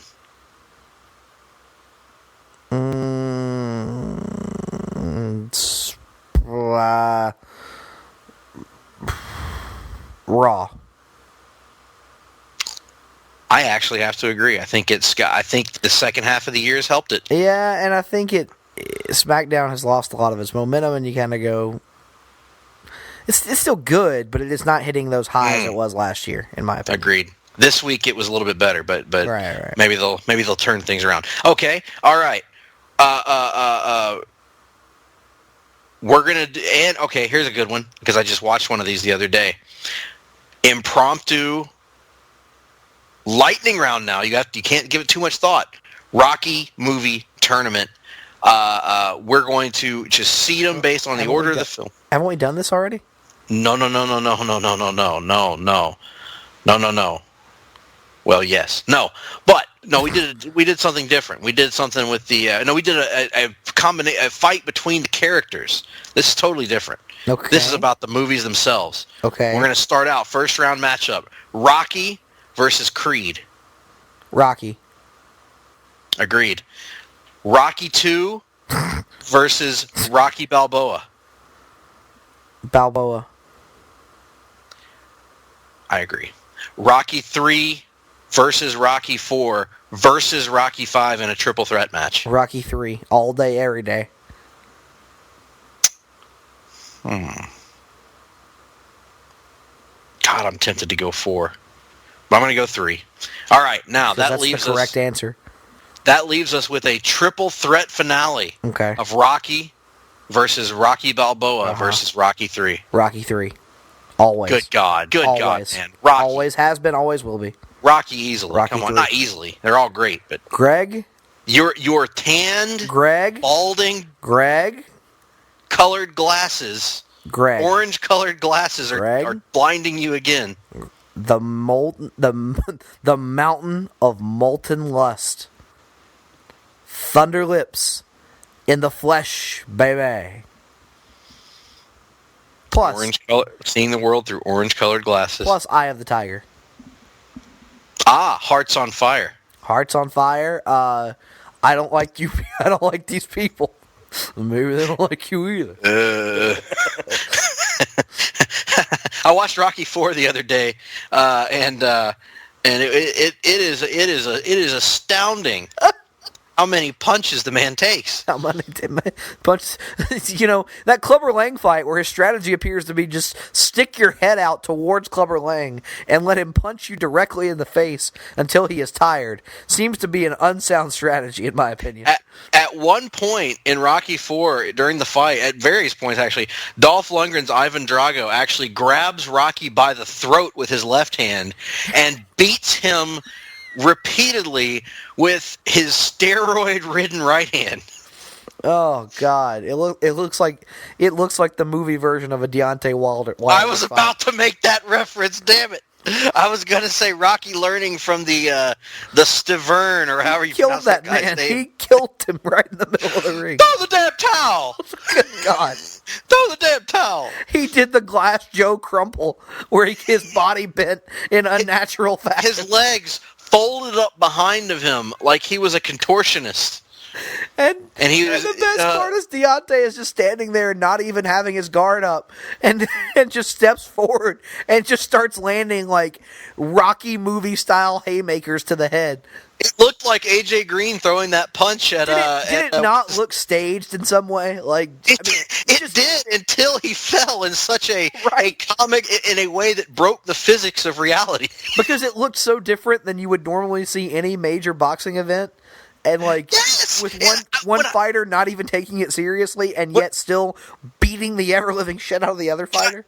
In all seriousness, when I was watching that video clip for the first time, I was thinking it was a work for a minute. Like, I was watching it and I was like, God, this looks like a work. And then I saw the knockout and it looked like a WWE 2K glitch. It looked like the old Ready to Rumble boxing is what it looked like. And you just realize that man has such power in his hand that he has both broken and knocked out and also stolen the soul from this other man. Yes. You could see, like Shang Tsung style, you could see the soul leaving the body. Your soul is mine. In any event, we do hope you've enjoyed the show tonight, folks. And we hope you continue to enjoy all the great shows here at Place to Be Nation Pop. Place to Be Nation Pop, the only place to be in your pop culture world. Join us next week, won't you? Are you gonna give me fucking anything on this show, or why are we even here? Listen up, you slap dick. Let me answer the fucking question. Give me a minute. Well, Klondike Bill told me that if he ever came across a woman who was extremely clean and well kept, he would tell her to put on a pair of sweatpants and a sweatshirt, go take a 2-mile jog, and then come back and see him when she was done. I believe it was quite sudden and painful.